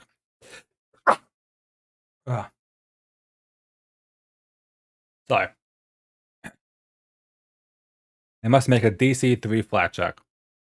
On a failure, the magic doesn't affect you. So, as a 10% chance for any spell to not affect you. That is an interesting one if your party doesn't have a lot of buff spells. Because 10% is still something. So, the Chosen One. Your birth has fulfilled a prediction, and people close to you are counting on you to do great things. Choose 2 ability boosts. One must be either Strength or Charisma. So, Strength is good for your melee characters, Charisma is good for sorcerers, diplomacy checks.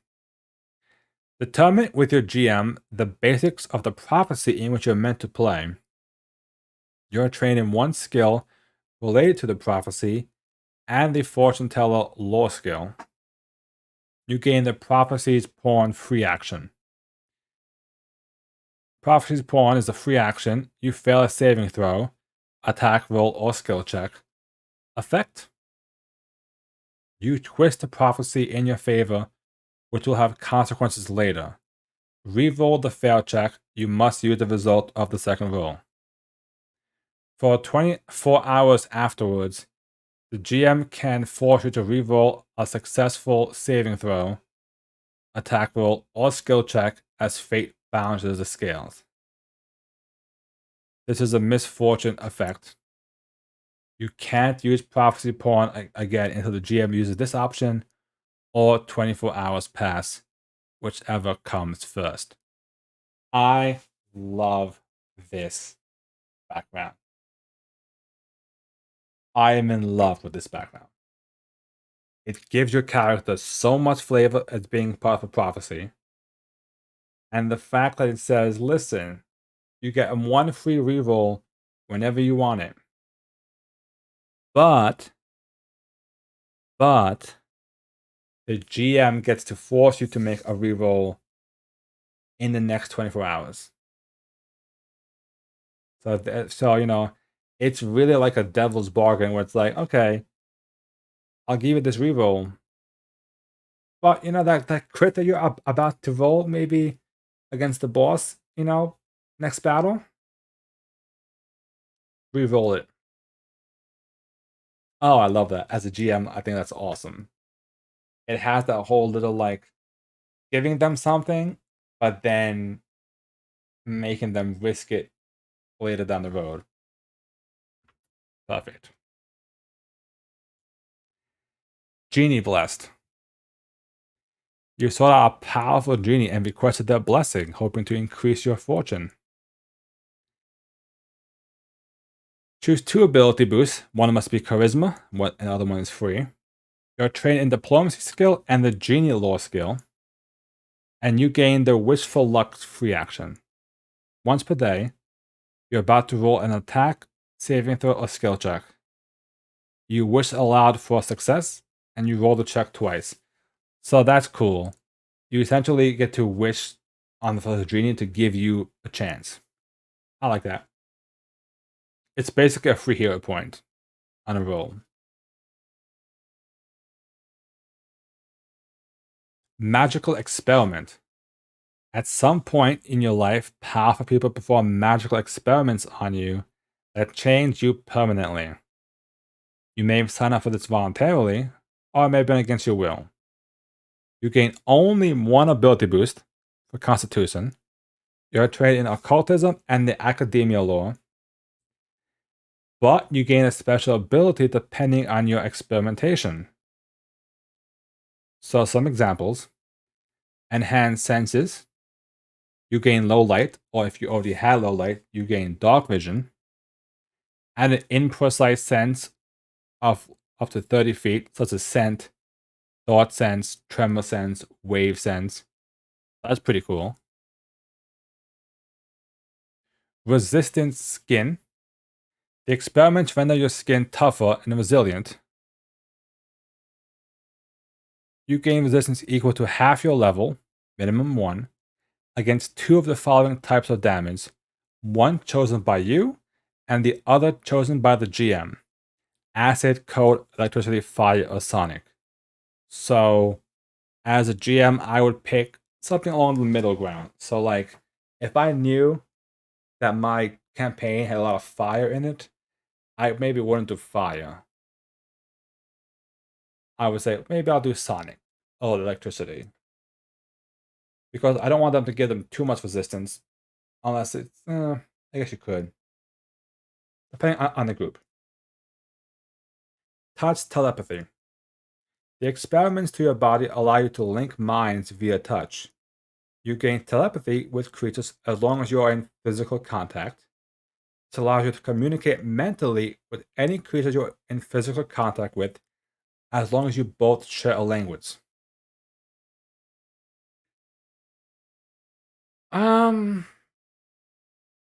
That's cool. I mean, it's good for social campaigns, definitely. And then we have Sea of the Dead. You have long been gifted with the ability to see and speak with the departed. You only gain 1 ability boost, Constitution or Wisdom. You're trained in Religion and Undead lore. That's a good one. Undead lore can help you with, well, a lot of stuff. And you have the effect of the Spirit Sense spell at all times. So Spirit Sense allows you to... You get a free check every time there's a haunt or spirit in your area, even if you're not actively looking for them. I like that. That's also really good. Because some issues I've had with haunts is I feel like haunts are so. It's hard for players to know that there's a haunt there until they're in the haunt. So that's a cool one. Song of the Deep. During a sea voyage, you washed overboard, ingested seawater, and drowned. Merfolk, sea serpents, other sea denizens have kind of pulled you out from the depths.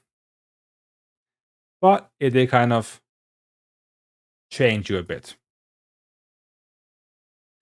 You gain one ability boost. It must be either strength, constitution, or charisma. You're trained in the athletics skill and the ocean lore skill.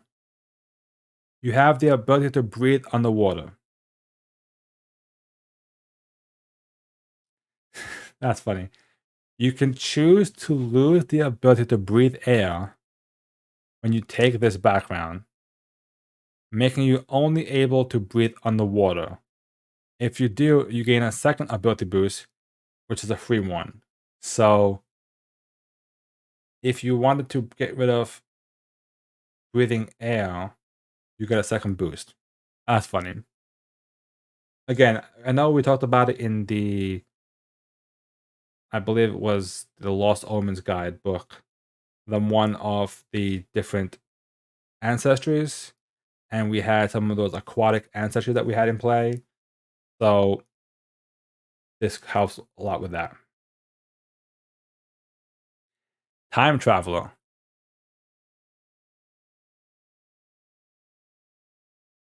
Time Traveler comes from a different time, whether by your own doing or a terrible accident. Powerful magic has kind of put you here. You might be from New Thessalonian or an entire nation of time travelers. Choose 2 ability boosts. One must be dexterity or intelligence. The other one is a free boost. You are trained in 3 lore skills of your choice that represents your knowledge from your old time. You gain the bend time reaction. So once per day, you can give yourself quicken for this turn. That is, I mean, it's cool. Like, give yourself a quick 1 turn, like quicken. So if you have to stride, you can only use it to stride. It says you can't use it to strike. So you can basically get a free move once per day. That's all right. So I'll say, looking at these, I'll be honest. Chosen One, Genie Blast, Magical Experiment, sound amazing. Those are really cool. Sea of the Dead is also pretty cool. Song of the Deep, Time Traveler, and Anti-Magical Array. But these backgrounds are... I love the backgrounds that they're doing in Pathfinder 2e.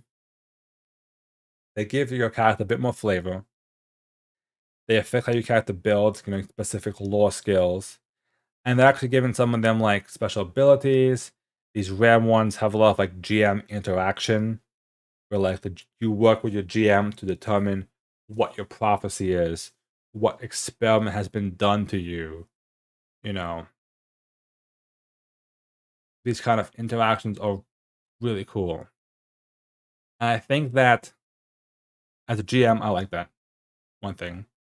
And second, I like the fact that it gives you some different ways to have a background that can actually play into your actual character.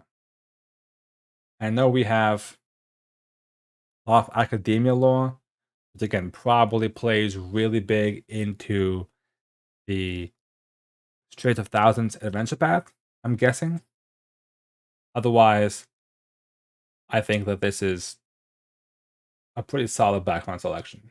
So, which background do you guys think is the best? Let me know in the comments down below. And again, subscribe to the channel for more Pathfinder content. I know there's been a bit of a Pathfinder drought in content. I've been trying to rework and reimagine my Pathfinder videos for you guys to kind of give you guys what you guys want to see. And as always, remember I do stream Pathfinder 2nd Edition on Sunday evenings at 8 p.m. Eastern. We are playing the Age of Ashes campaign. Be sure to check it out. It is a lot of fun. We are, wrapping up deep into the campaign. We are like near book 4, book 5, so high level, like 15th level playing. So be sure to check it out. And thank you guys for watching this video. And be sure to check out some of my other videos of diving deep into the secrets of magic book and all the different content that it has to give us. So thank you guys for watching, and I hope to see you guys in my next video.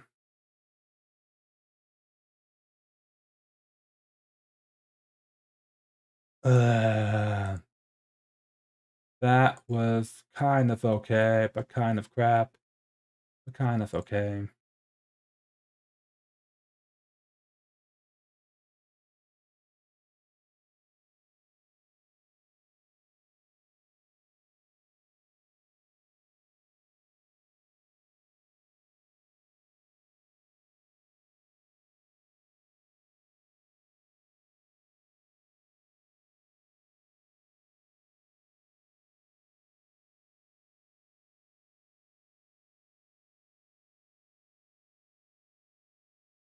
I want to play. Oh no.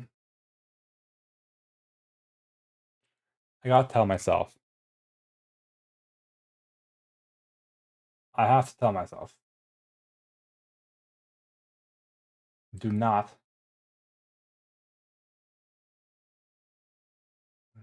I really want to do. I really want to do. No, I can't. I want to do another campaign. I really do. Face of the Ruby Phoenix and Straight of Thousands looks really effing good. Like, I'm talking about effing good. Well, I don't know about you guys, but we have done a lot of stuff today.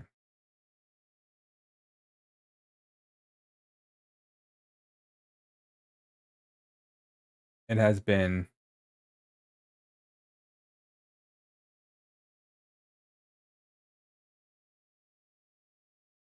pretty intense. So we've recorded. So let's say what we've gotten to. We've done all our games for Solo Champions League. We done Thanos, Hela, Loki, and we did a one video of Pathfinder. So that's 7 videos. Good God, y'all. Good God. On that note, I'm gonna wrap up the stream. I'm gonna quickly edit the Thanos video so I can get it out for you guys tomorrow, and then hopefully get Hela and Loki out next week. So thank you guys for watching. And actually, you know what? I'll take a peek at the Twitch.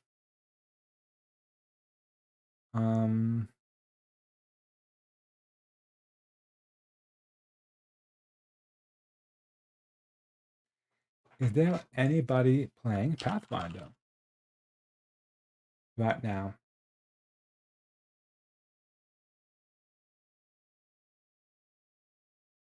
Someone's playing Fist of Ruby Phoenix. Hey, there I am.